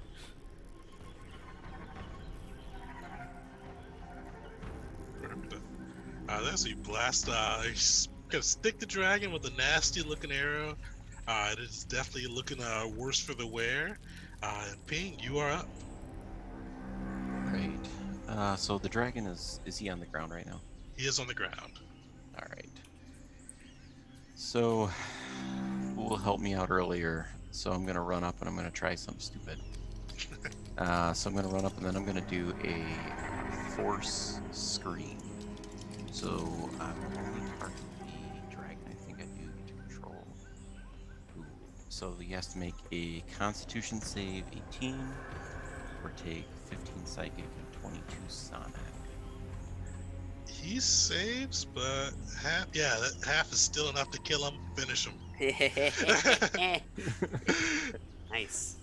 Nice. So yeah, I just run up and just unleash just a stream of sonic energy that just kind of blows him away from. You see, it just kind of its claws open, it's bleeding both from its mouth, ears, and eyes as that kind of sonic psychic blast overwhelms it before it eventually just crashes to the jungle floor, just lifeless. Ren pops out of a bush and says, "Easy. See? I didn't know most time." Perfect. So you see it crash down to the bush. Fool, is there anything that you'd like to do? As we sit and wait. Yeah, I'll just kind of rearing back from the massive. Well, yeah, I guess. Actually, if I'm grappled, I'm gonna probably be in that attack. No. Force scream, you get to choose somehow. Do ya? So Okay. I don't know how that works, but you get to, it lets you choose. Okay, you choose. Okay. All right. Well then, yeah, I'll kind of like crawl out of his lifeless claw and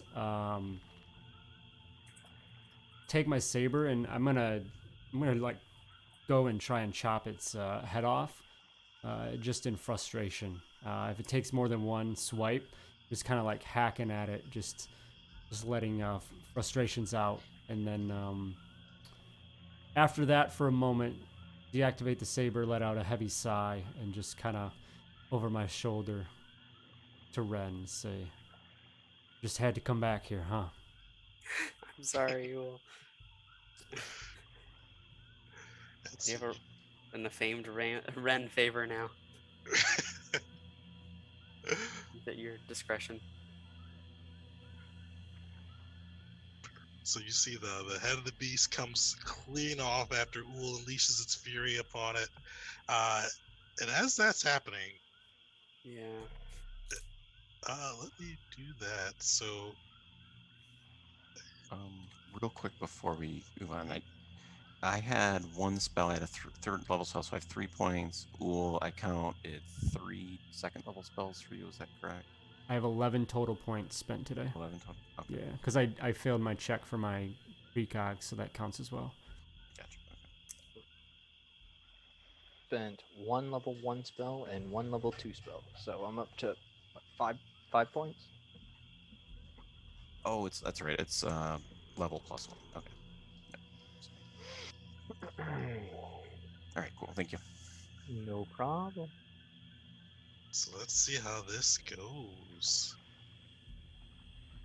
Yeah. and, Oh. and it whiffs it. So Ping, give me a perception check.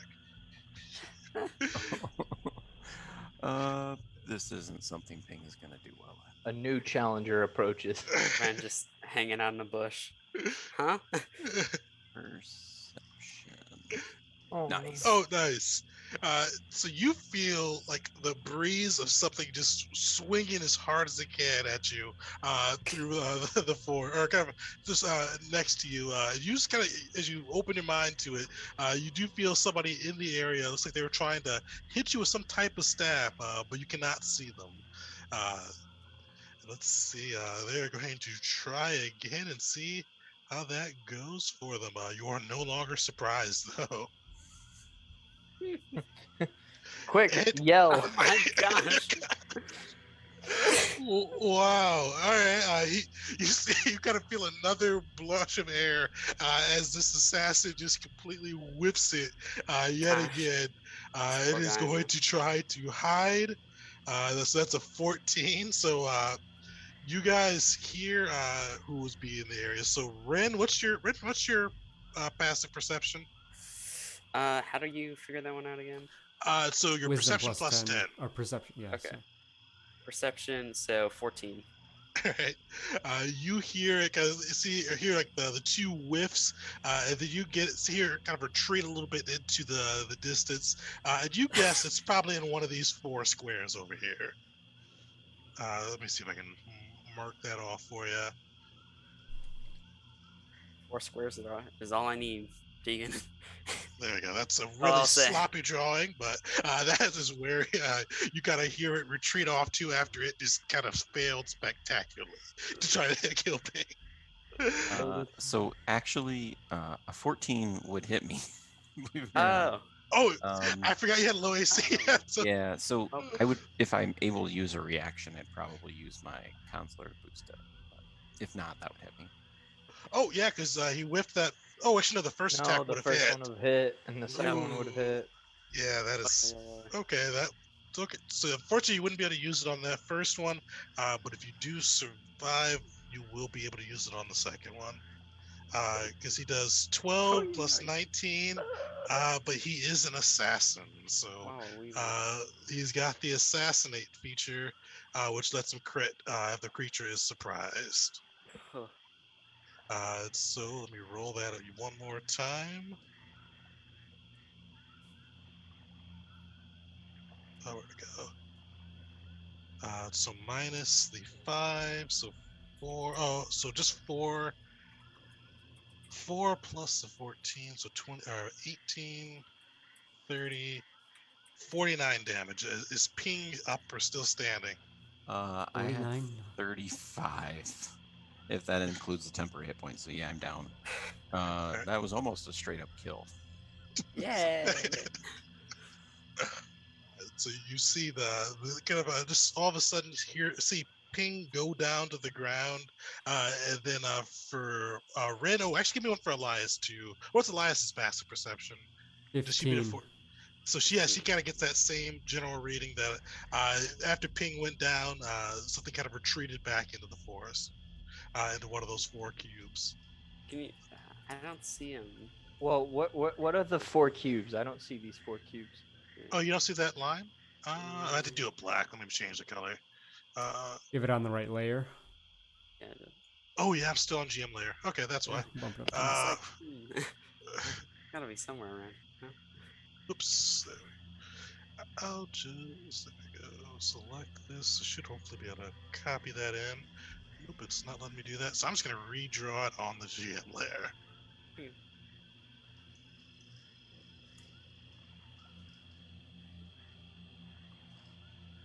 So those 4 over here. Okay. Cool.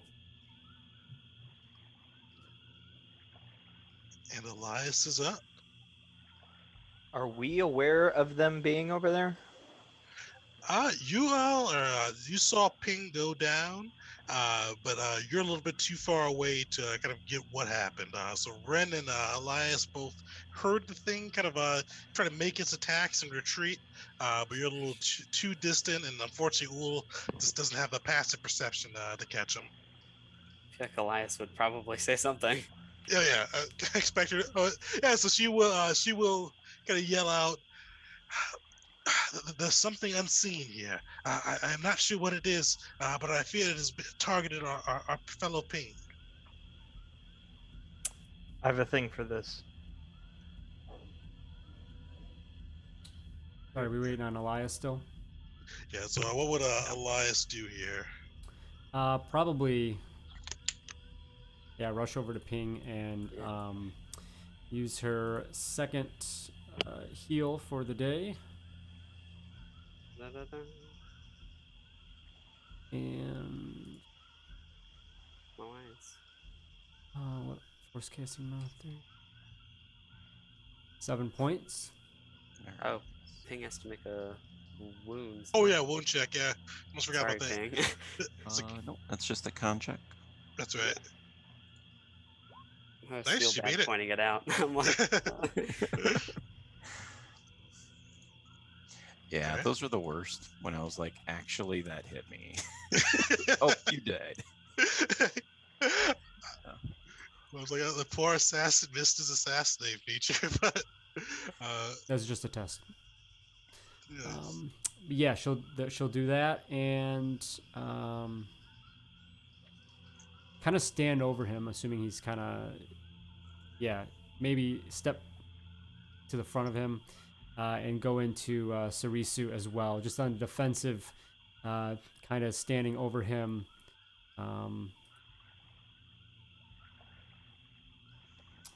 Just alert to whatever is out there, but obviously can't specifically see it. Perfect. One of them comes into view. This one's kind of twirling their electro staff. And you see him point towards Elias and kind of gesture with his hand, closing his fingers as he reaches out to the force. sorry, I can't speak sign language. So give me a DC 15 con save for Elias. So you see it kind of reach out. It's kind of closing its hand as Elias feels kind of its grasp around her throat. And she takes, is that 5d8? That is 5d8 choking damage. So she takes 8 choking damage with 3 1s, a 2, and a 3. So she gets off pretty light on that side. You see it just kind of grasping with this arm, and she is able to use her kind of her skill to at least avoid too much damage from the blow. All right, Noro, you're up.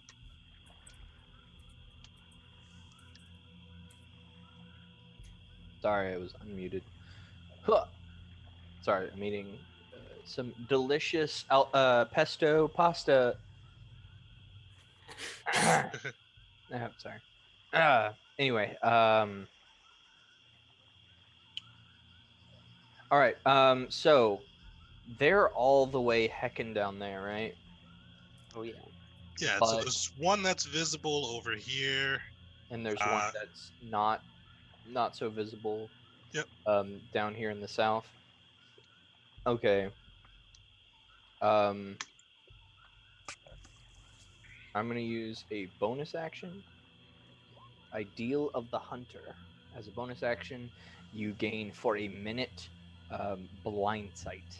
So I can see anything within 10 feet. So I'm going to move 30 feet.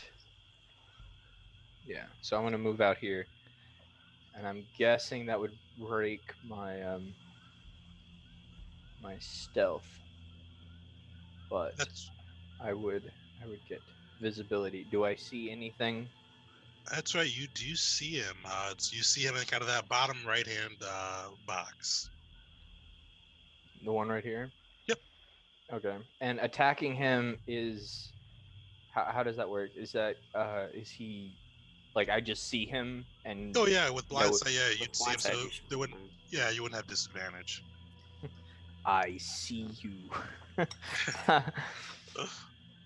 So I'm going to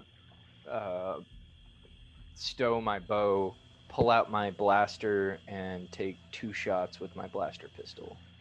You can definitely drop your bow, but you can't stow and pull at the same time. You can definitely drop it to the ground and then pull out your blaster. Okay. Fair. Instead, I am going to cast project. Okay. So, it's what is it? 3 projectiles, or I think it's Well, 3 what projectiles. level are you using it at? I'm just using it at level 1. Oh, yep, so 3. Nice. All right, let me give some. Throw some foliage at him. Ha! Tree.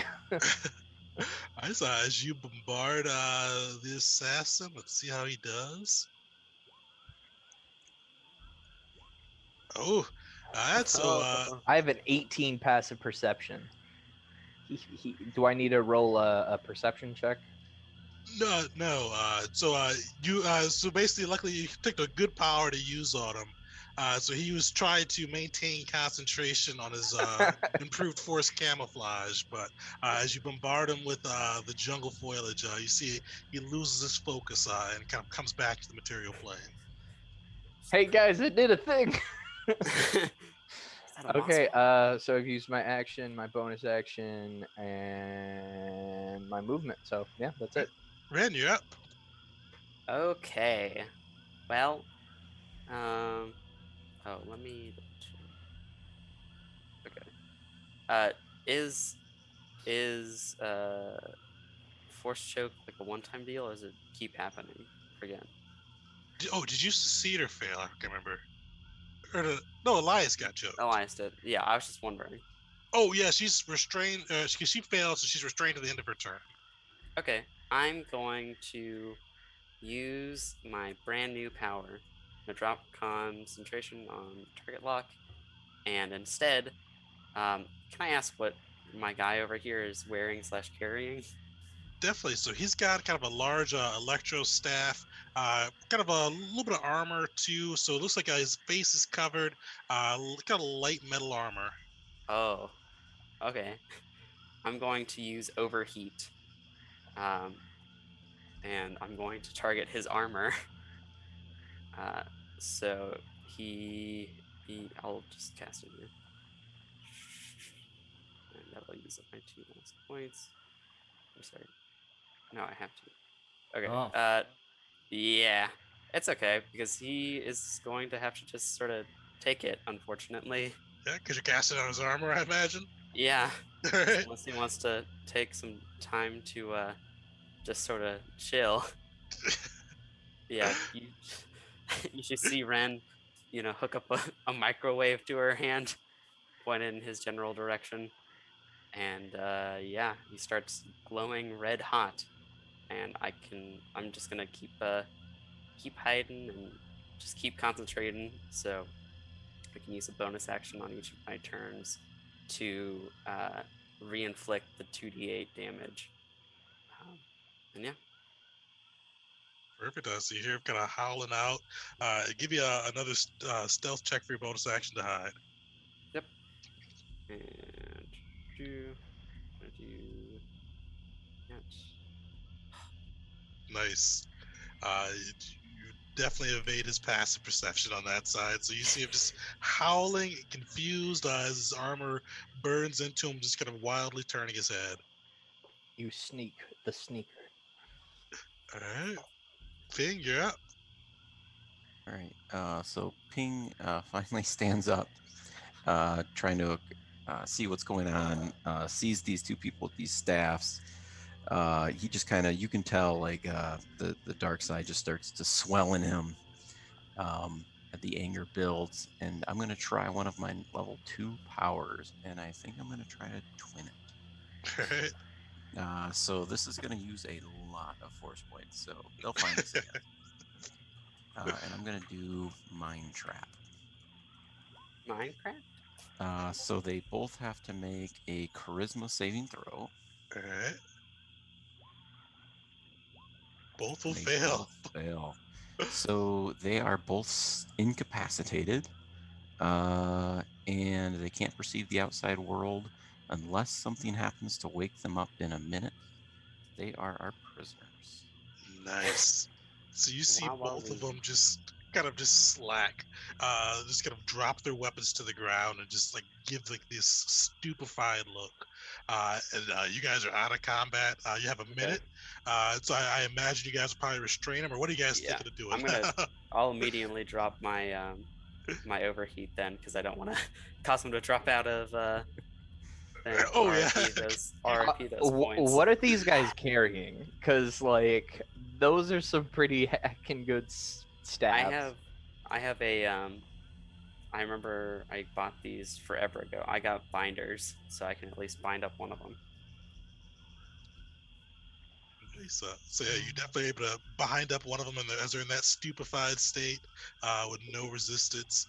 What are you guys doing with the other guy?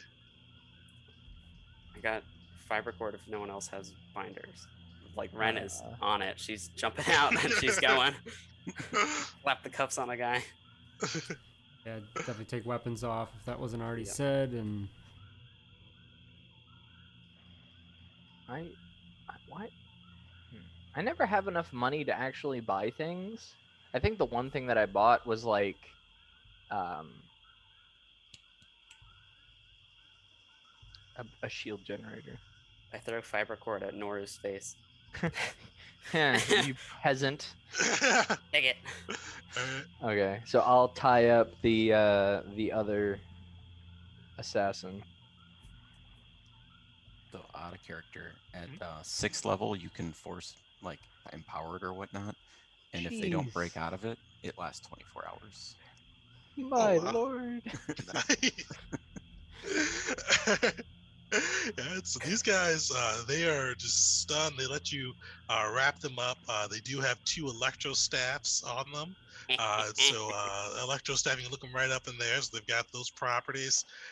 You see, they've got kind of like just light armor. I'm going to post a little picture for them actually, so you guys get a little idea of what they look like. If you've played KOTOR though, you've seen them before.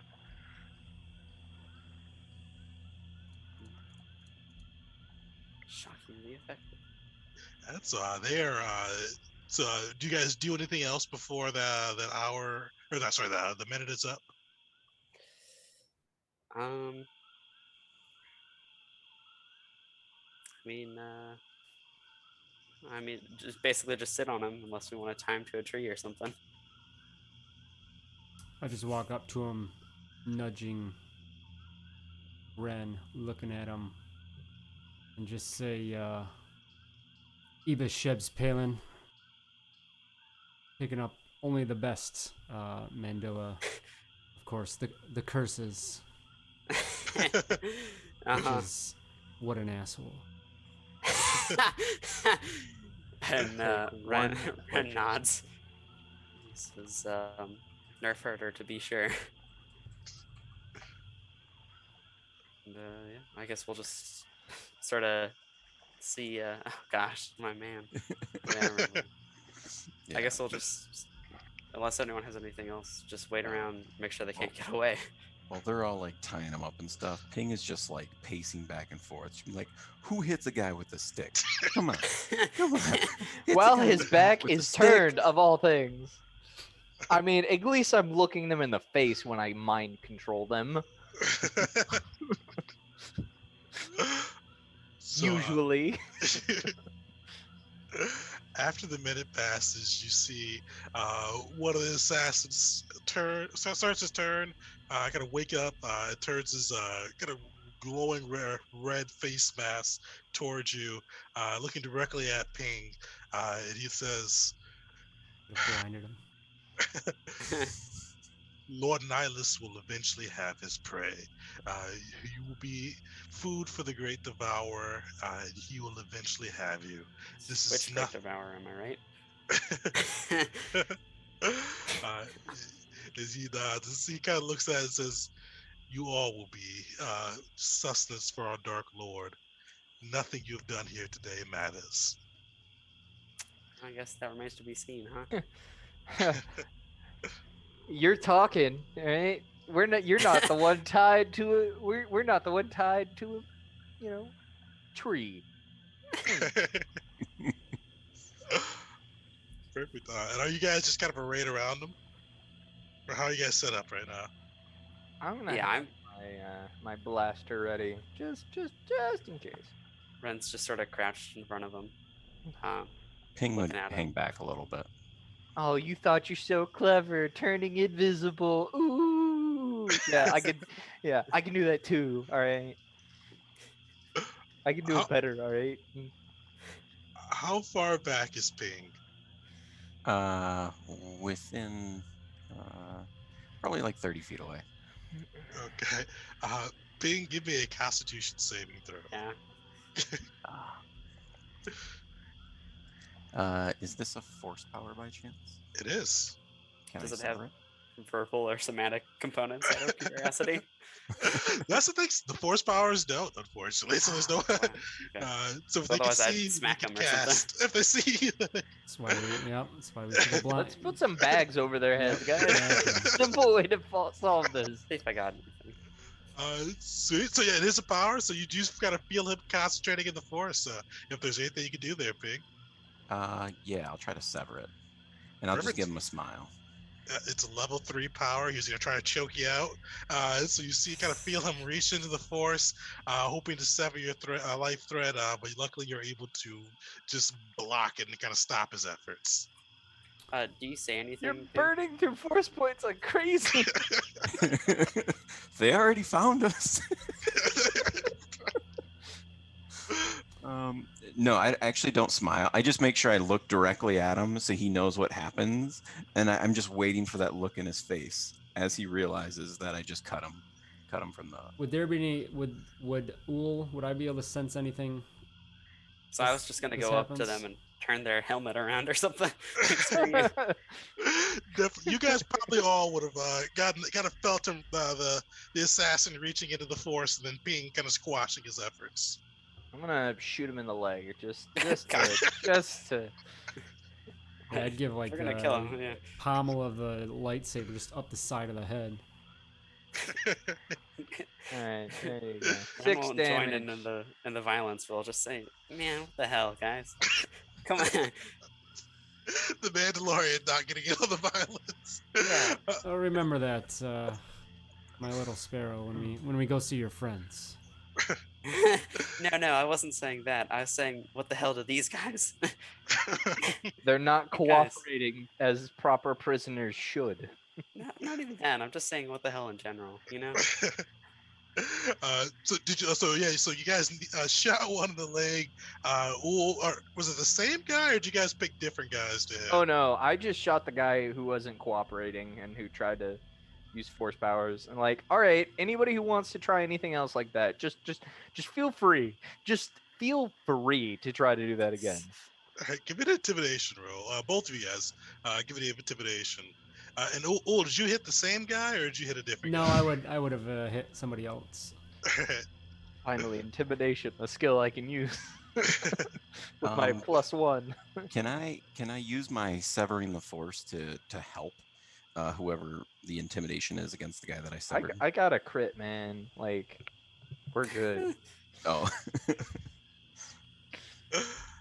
So you see, as you kind of blast into his leg, he kind of winces in pain. You can't see too much beyond the mask. We can definitely tell that hurt him. And he looks up at you and goes, "Yes, you may be able to kill me. My life is forfeit. I serve the great Lord Nihilus. If I die today, he'll send others. You've come across," and he looks directly at Ping. He goes, "Your arrogance has led you across him. He will pursue you into the ends of the galaxy." So, who here is voting to leave them in the wilderness That was Alone- just what I was saying. alone to fend for themselves since they start feeling so cheeky? Yeah, I'd say that's a good idea. That way the blood's not on our hands. You know, we just You know, they just were left like this. You know. with that wyvern over there, I'm pretty sure Yeah, I'm the sure that there's scavengers aren't nothing going to be else. too No, far behind. Huh? no, So, nothing. so Ping is gonna kind of to walk up to him and go, so Lord Nihilus, you say? I'd actually like to talk with him. Where may I be able to find this lord? Uh, you see the one that's so one of them's just being quiet after he got hit by Ul. The other one that got shot and tried to choke you guys. He looks up and with some confusion and says, "You want to talk to Nihilus? Uh, you do you not know he desires your death?" And I just kind of shrug. Yeah. If he Then I likes me, might as well make it easy for him. Grab a ticket and get in line. Just- Yeah, and I just like point over to the beast and be like, he desired my death too. You see the assassin go, "I could bring you to him if that is what you desire." oh, Do they have anything on them that seems relatively old? Give me an investigation check.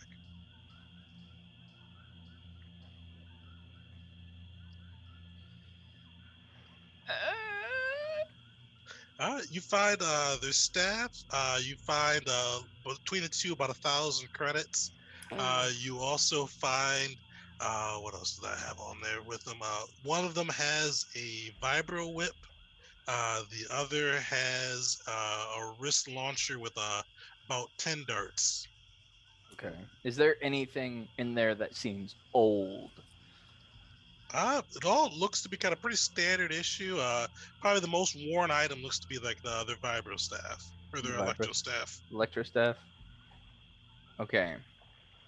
I also picked up psychometry. Psychometry. I can speak to objects and I can ask 3 questions. But this is one of the powers that I swapped out for another one.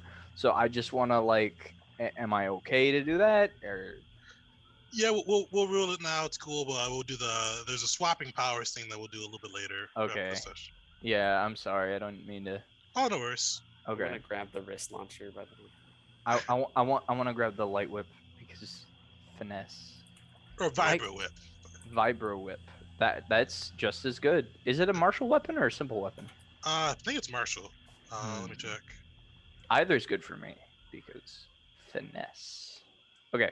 Man, I do not want. Okay. You know what? Never mind. I don't want to burn through four points. So I'm good.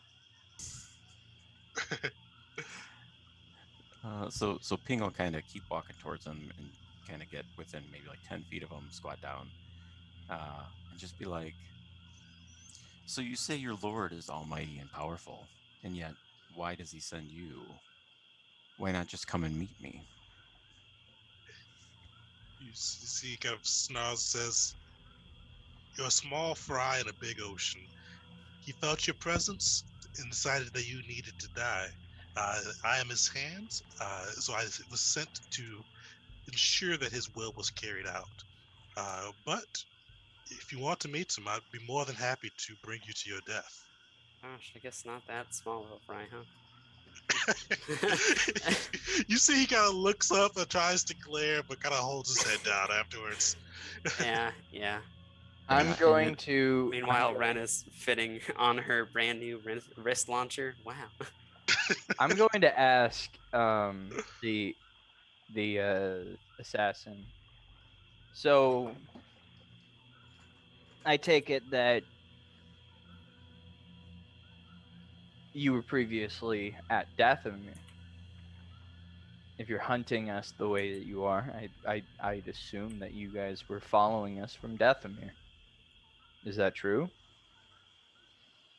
Said, our great lord did go to Dathomir. I was not with him at the time, but cowardice. Probably polishing his boots, I guess. Yeah.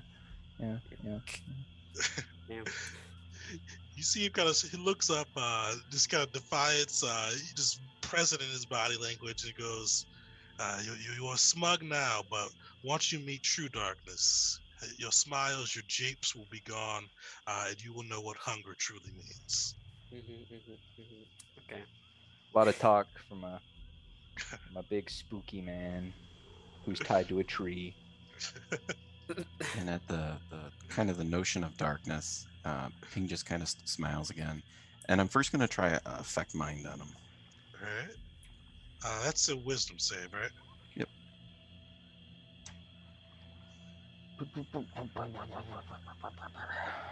He fails.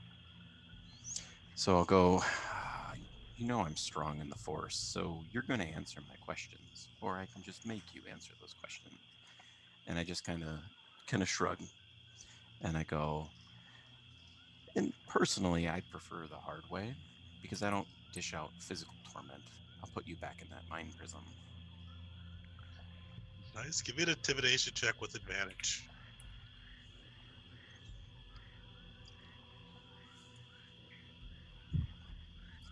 And after this, I might have to take off for just a sec. Back with it. Okay, so finesse, Oh, D4, nice. and reach. So you see, he kind of, as you mentioned, the mind prism, and as you work the force around him, affecting his mind, you see him kind of stammer a bit. And he goes, "What? What do you want to know?" And so Ping just goes, first off, how do you track us? You kind of see him look and goes, "Lord Nihilus, our master, is a true practitioner of the Force. He's true a master within the powers of the Force, be they dark, be they universal. He can feel those who are strong in it to call out to him. As they use their gifts, he can find them, and he can communicate this to us. Even across great distances, I can hear his voice when he needs me in my mind, telling me what I need to do." Perfect.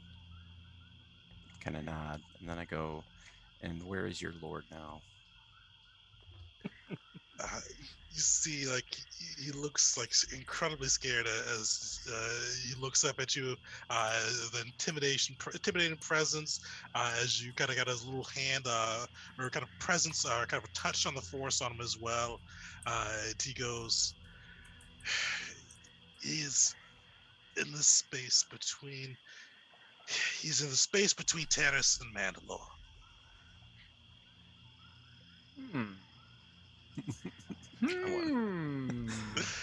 Yeah, so Ping will kind of look back and see if anyone else had any questions. Who are these others that are hunting us, other than your Lord Nihilus? Says, I've only met one of the others. He styles himself as the Lord of Pain, Scion. Uh, see him briefly before my master and he had severed ties. Okay. Anything of note? Basically, he looks like a cadaver brought to life. Wounds on his scars and just everything accumulated on his body. But he does not seem to pause. It does not seem to give him any concern.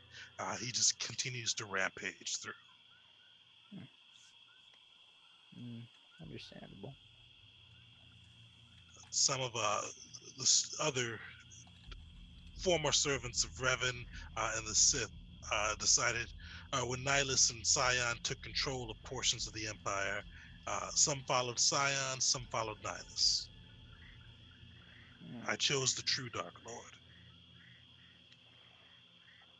But there's another, isn't there? He goes, you kind of see him look, this Silas and Nihilus, or Scion and Nihilus. Those are the only true Dark Lords, unless you mean the pretenders that kind of have set themselves up as the heirs to Revan. I'm just gonna look to the other guys and say, like, oh, he doesn't know. He kind of see him just shake his head back and forth. Says, leave your tricks. You've beaten me. You've humiliated me. I've told you where my master is. I've even given you my word. I'll bring him to you if you so desire. I don't think that will be necessary. What do you guys think?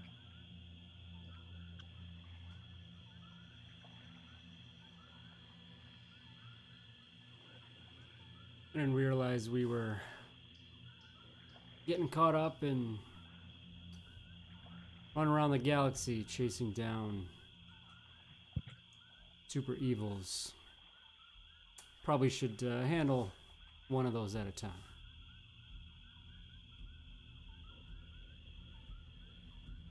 We should, I don't know, find something that we can, I don't know, take this a little further with. What do we want to do with these guys? Run just shrugs. I got all I need out of them. And holds up the wrist launcher.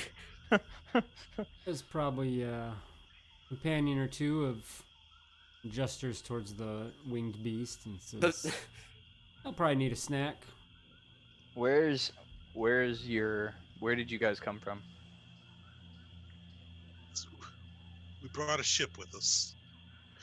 We landed not too far back from where you guys took off. Do I have a general idea of where that is? It kind of gives you a decent description of kind of where their ship is. For salvaging.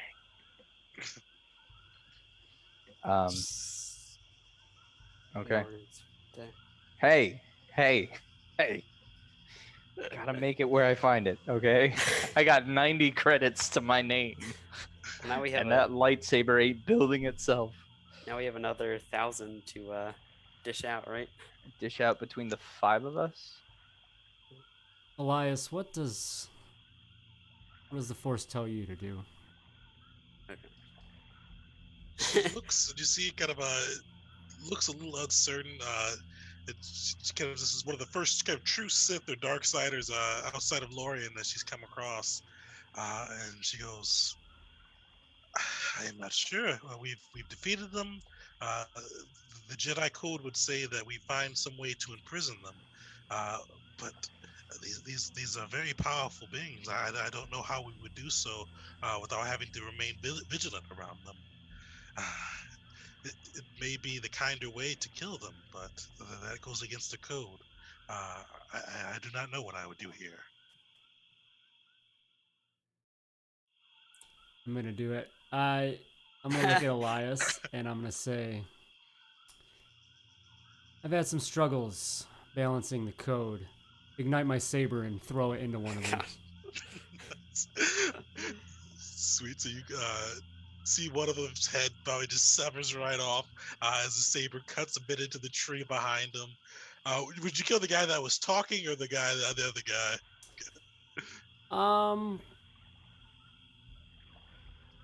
His cooperation is still kind of under because of Ping's effect, right?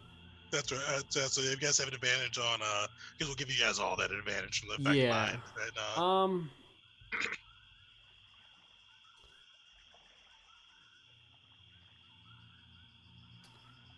I'll go with the other one that wasn't saying anything. And yeah, and just kind of. What if we send I him won't back really to say the anything master? after that. Just do that. And I guess I'll say I agree with our young counterparts. It is likely a fate they would come into sooner or later, and leaving him out here as a Drexel snack, it's probably not the most humane, despite what they've done against us. On second thought, I have an idea. We go to the ship, disable any weapons or anything that they have, and we send them back to their master. One of them back. One of them back. We send them We back, do. No, and we we take tell both them back. Just as put the dead a body in there. as a yeah. We Yeah. bring them both back. Come on, just take them. We don't need them. Litter on the ground like that. No, we send them back as a message saying, "Listen, we're not threatened, and if you want to continue to hunt us, it's gonna be costly for you." All right. Is that what do you guys think? The only thing with that is that we have to go with them and trek all the way back to their ship, which I assume is going backwards, right, Tegan? That's right. Yeah, because it's where your ship Yeah, is. Yeah. because we can't just say, "All right, go ahead," because they obviously can cast force powers. Yeah, That would Okay. be my concern. So, fair enough. um, Or they could just I don't know, come back for us. or that too, yeah. Well, one's dead, so we'll took the head off one. Yeah. So, So I'm kind of standing over the other one as well, ready to. We could blind the other one. You Take the can't other one cast out as force well. powers if you can't see. Well, then they can't get to the ship. The- There's an autopilot somewhere. I will look. Okay, we'll I'll just kind of look to each leave 'em member of out. the group. I think I know where Elias stands. So I'll look to each of you, Noru and Ren, and just kind of non-verbally questioning. Do we just deal with this now? Okay. Yeah, let's just deal with it. And we'll salvage the ship for parts. Yeah. Ben just sort of, shrugs. And I'll look at him and I'll say, we appreciate your cooperation. And then lightsaber through the chest. Promptly execute the prisoner. nice. As the lightsaber goes through, he goes, "Nihilus will consume you. I've seen it. You just gotta see him start coughing and just eventually kind of just completely fall slack as Uul cuts through his body." Well, Perfect. So you guys have the two assassins laid dead, as well as the Drexel. Two. Uul got two decapitations there, with both the Drexel and the one assassin losing his head. Sweet. So you guys are able to. Anything else you want to do here before you go proceed on? Guess we'll split up the. We grabbed credits pretty much everything they had, right? That's right. Okay. 2 electro stabs. I grabbed the vibro whip, the 4 darts, the wrist launcher, and the 1,000 credits. Was it 4 darts? I think it was 10 darts. I said. Oh, Yeah, I thought it was 10 darts too, and I was like, oh.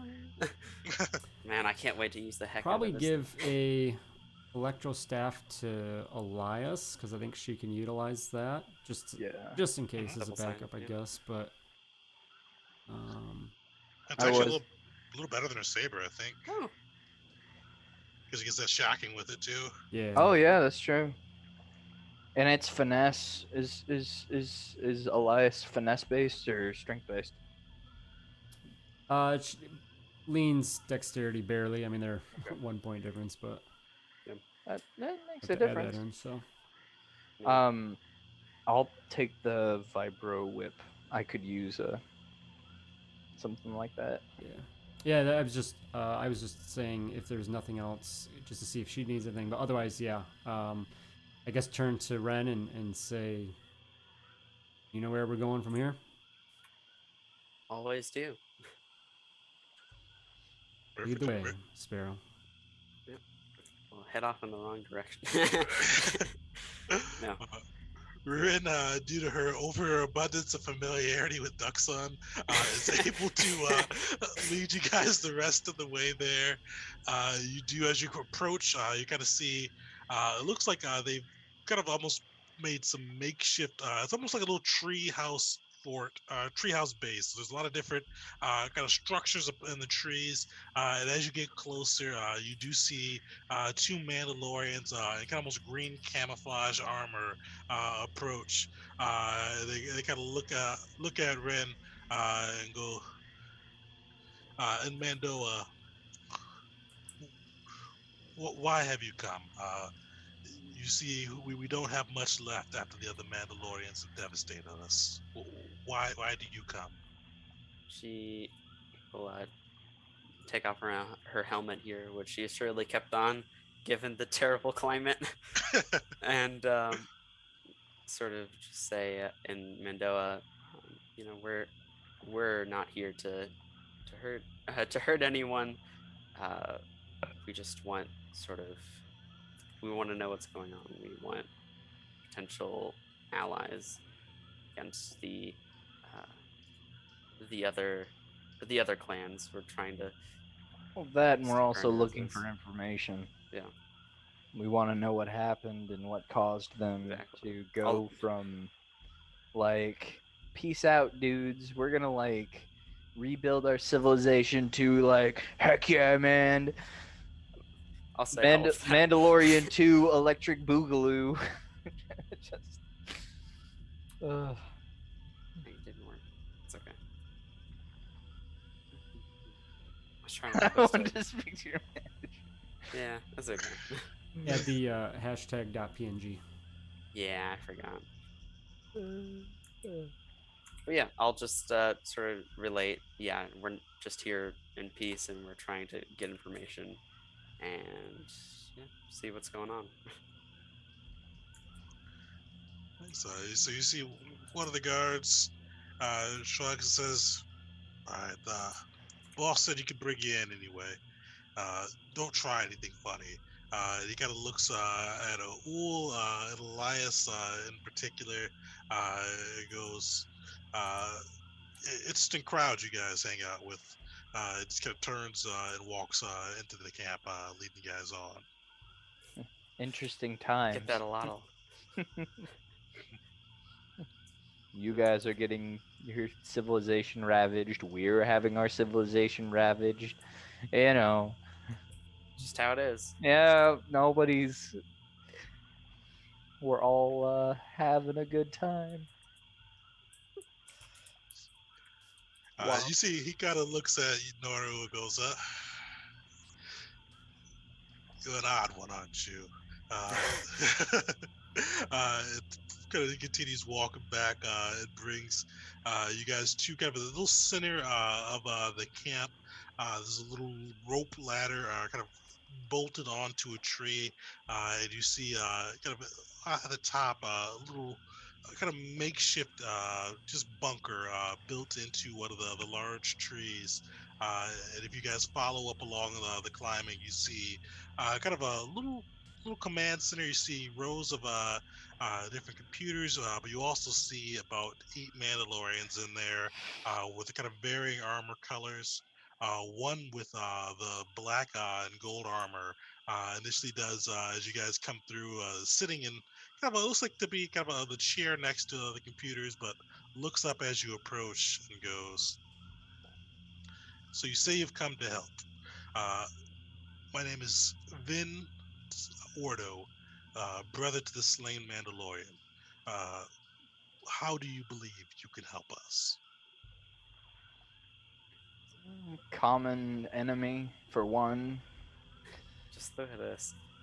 I'll say, I'm, as you can imagine, I'm familiar with the issue at hand, and my counterparts and I have quite a history of helping out.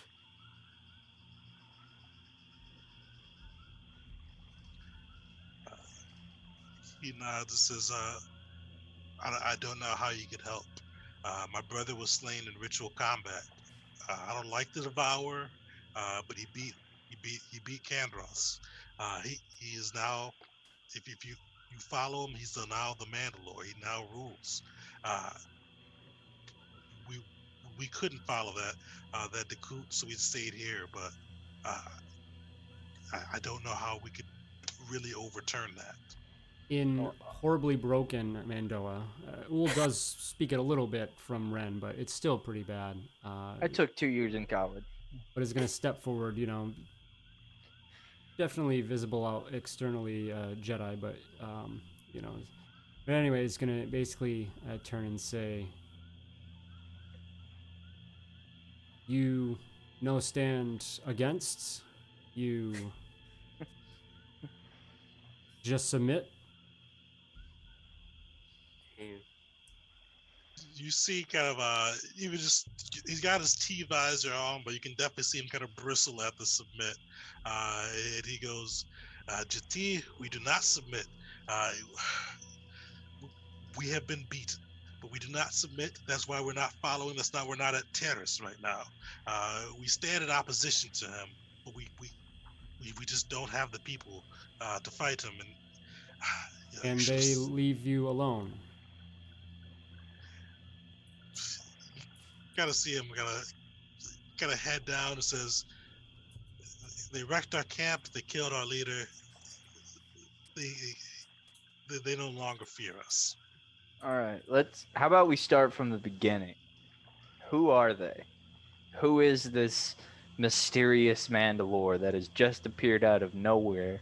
And why are they rallying on terrorists for a unknown attack on the Republic?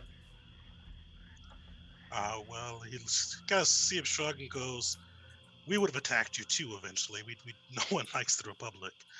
Candidos fought alongside the reborn Revan to stop the Sith, but that did not make him an ally of the Republic. It made him an ally of Revan, who has disappeared. So do not get that twisted. If we had been in power, we would have gone after your Republic as well. But the Mandalore, the Devourer, as he styles himself, he was not unknown.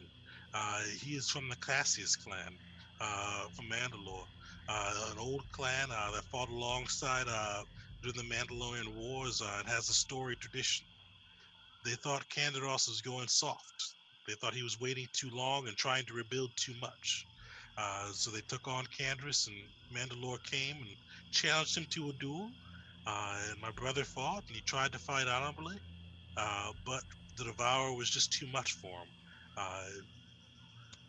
Blade eventually pierced his armor and took my brother's life in the battle. Okay. So what is it that this new Mandalore is trying to do? What's his goal? To take back our planet and bring back the glory of the old days. Okay. And what? Why do you guys stand in opposition? You see him kind of look to the others and look back and goes, Candace believed he partnered with someone who was unworthy of partnership. He's partnered us. Some have said that he's partnered a puppet to the Sith. Candace did not like this, and that's part of why they clashed. Well, I can say that I know that there are Sith forces in between Mandalore and Terrace. So, that theory may not be so abstract as one might think. See, that's I knew he was a coward. Partnering with the Jatine, he kind of glares blatantly at Ul and Elias, or the Darchiti. Usually ends in trouble for the Mandalorians.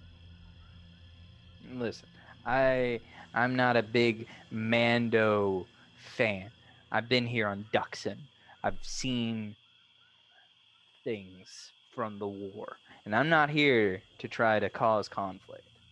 I'm trying to make it to where we can uh, work out and try to ally against a more common and more potent foe to the both of us.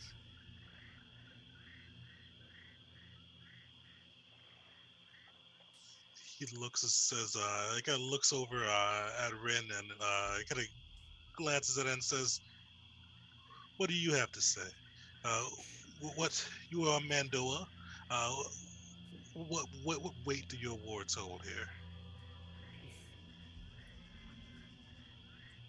I don't know.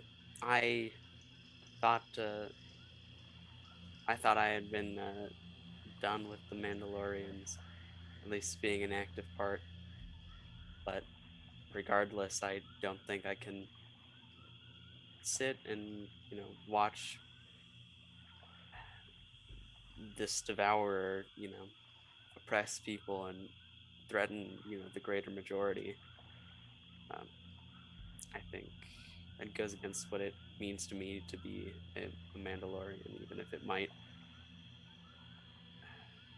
it might not be what others in my former clan would think.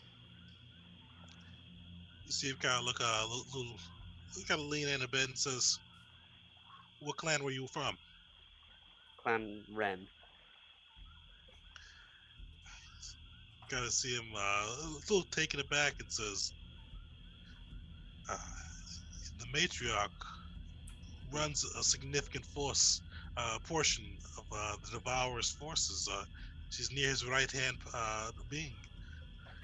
You, you okay? Going against your own fam?" She nods and says, "Yeah, I Laid her mother in the jungle. I killed her once. I could do I it killed again. her once and I'll do it again." Sort of nods her head and says, "Yeah, family still means a good deal to me, but I think that family is about who you choose and not who you End up with. no, not simply who gave birth to you." It's who's remaining. That's what family is. Noru's gonna look at Ren and a little concerned at hearing that his mother is the right hand of this big bad Mando. And like, what would your mother, I suppose, gain from this? What is this something that she would do? Like, what would her motivations be? I'd say it would most likely be what any Mandalorian would have, the sense of I don't want to say nationalism, but this togetherness you have as Mandalorians, and of course, being so high up, I'd imagine a good deal of power is gained from it. So she's Would guess she's a fan of. Growing okay. up, said anything. That seems rather inconvenient for the moment. Just a gas either way. It's been a while. How long? How long will? It's been a while. Were you close with your mother? Yes, close as anyone can be to their Mandalorian mother. Is there?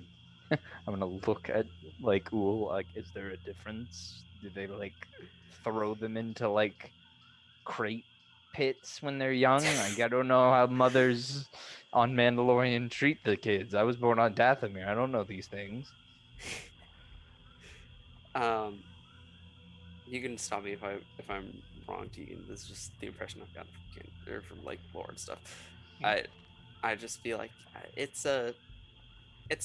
there's a separation, I'd say. I've been around other cultures. I see the difference. There's a coldness.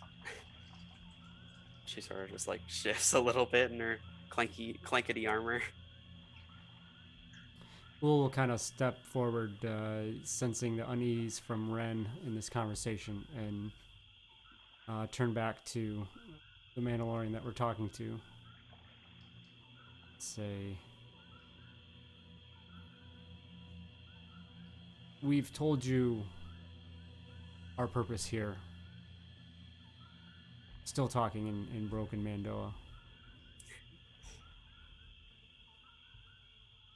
Do you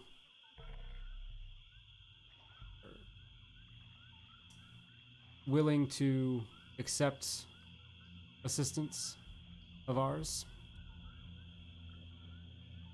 he looks you in the eye and goes, if we, our goal is to eliminate the devourer. I'm not going to lie to you, Jati. If we do eliminate the devourer and put a new Mandalore in his place, we will probably want our homeworld back. Canderos is scaling up to it. The devourer pushed ahead beyond reasonableness, but we won't abandon that goal. And if he does have the means to take Mandalore back from the Republic, we will use that eventually. So if you go in with us, know that we will be taking Mandalore back. If not tomorrow, definitely soon. And what if we were to offer you the ability to strike back at the Republic? Or rather, particular parts of the Republic, and maybe see if we can work out how to get the Mandalore back from the Republic. He kind of looks at you, just kind of tilts his head, his visor back, and goes, "Explain." The Republic is currently in a bit of a uproar over false flag attacks made by imposter Jedis. Yeah, he says, smiles. You kind of see him kind of chuckle and goes, "Yeah, you guys are illegal. They outlawed you before the Mandos. I never would have guessed that." Yes. Well, you can say that it's making our lives rather inconvenient. So I'm thinking that maybe not a truce, but a ceasefire and alliance against maybe particular parts of the Republic. And maybe we can see about Mandalorian along the way. Mandalore. You see him kind of shrug and says, "I don't care who sits in your Supreme Chancellor, who sits on that chair. I don't care who rules. I want Mandalore back. I don't care that they've outlawed you Jedi. Good riddance. You Dakoots criffed up our war last time. But I will aid you if you want to kill the Devourer. Hey, I will even help you out if you can prove that his Sith backer is true. If his backer is truly a Sith, I'll even help you go after them. But the Republic can burn for all I care. The Jedi can go extinct, and I'll smile and have a drink. We got me?" We'll nod and just kind of say, Do any of us I have think the we're ability on to the, recall things that we could see within the last? I think we're on enough of the same page here. Yeah. I won't at least stand in your we- way to take back your homeworld. Right. I would agree with that. Yeah, I don't.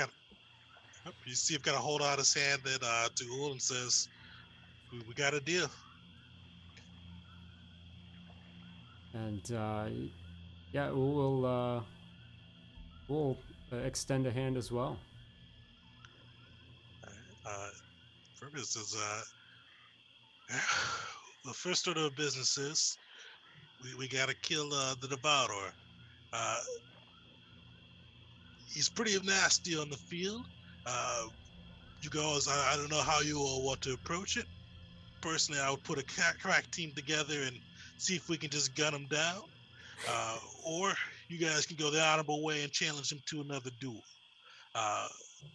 And that worked so well the last time.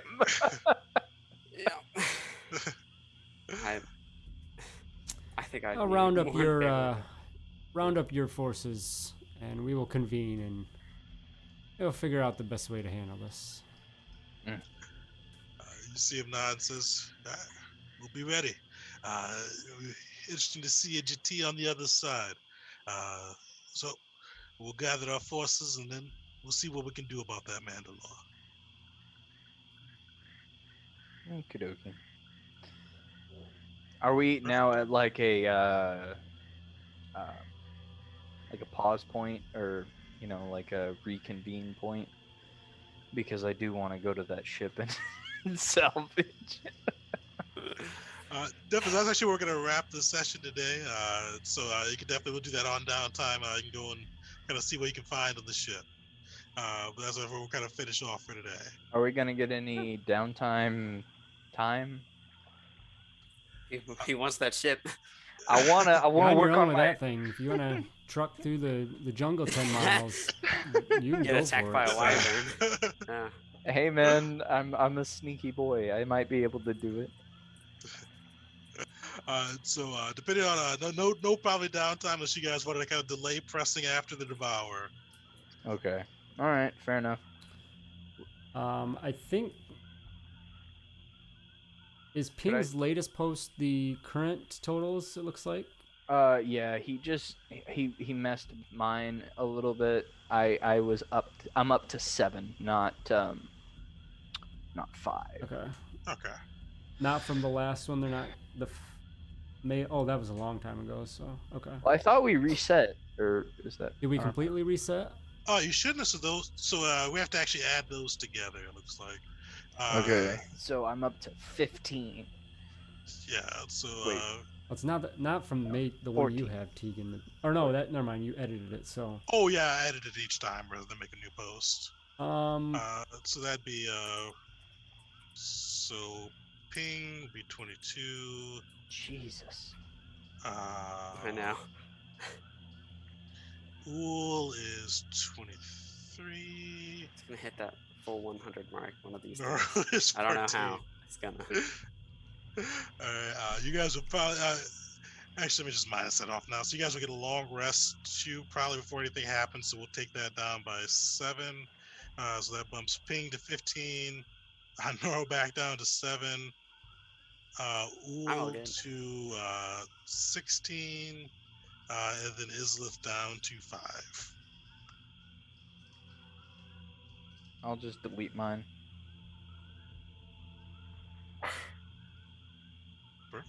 It's fine.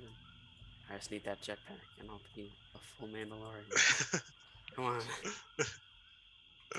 This would be definitely a good spot to try to pick up a jetpack going up against some other Mandalorians. I mean, honestly, yeah, right. Ren is so far below picking up picking up other people's armor and strapping them on. So far below So that. far. Are you kidding me? I Yeah.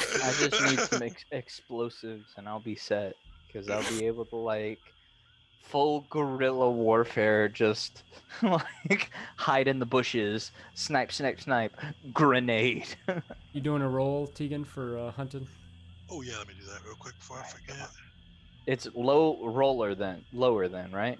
Yeah. Or add or lower. So let's go back there. Damn, almost. Yeah, nobody this. Luckily, we had that rest. Yeah. I would have been pretty close. Ping and I would have hit. Yeah, you both like it. Yeah. See if Ping can have multiple factions hunting after him now. Yeah, maybe. The whole galaxy know. is just chasing Alright. after him. So how does the hunted thing work? Does it like, are we currently not hunted, or is Ping hunted? Ping is hunted. Yeah. Okay. And how does that work? Does it just, he's hunted, or does it like go away after? Those guys that we just killed in the jungle. That's what the hunted is. Well, I figured that, but You're kind of on his radar until Nihilus is dead, or at least Ping is on his radar until Nihilus is dead. you know, now that I was thinking about it, we could have taken these guys to the Mandalorians, the prisoners. Yeah. Eh.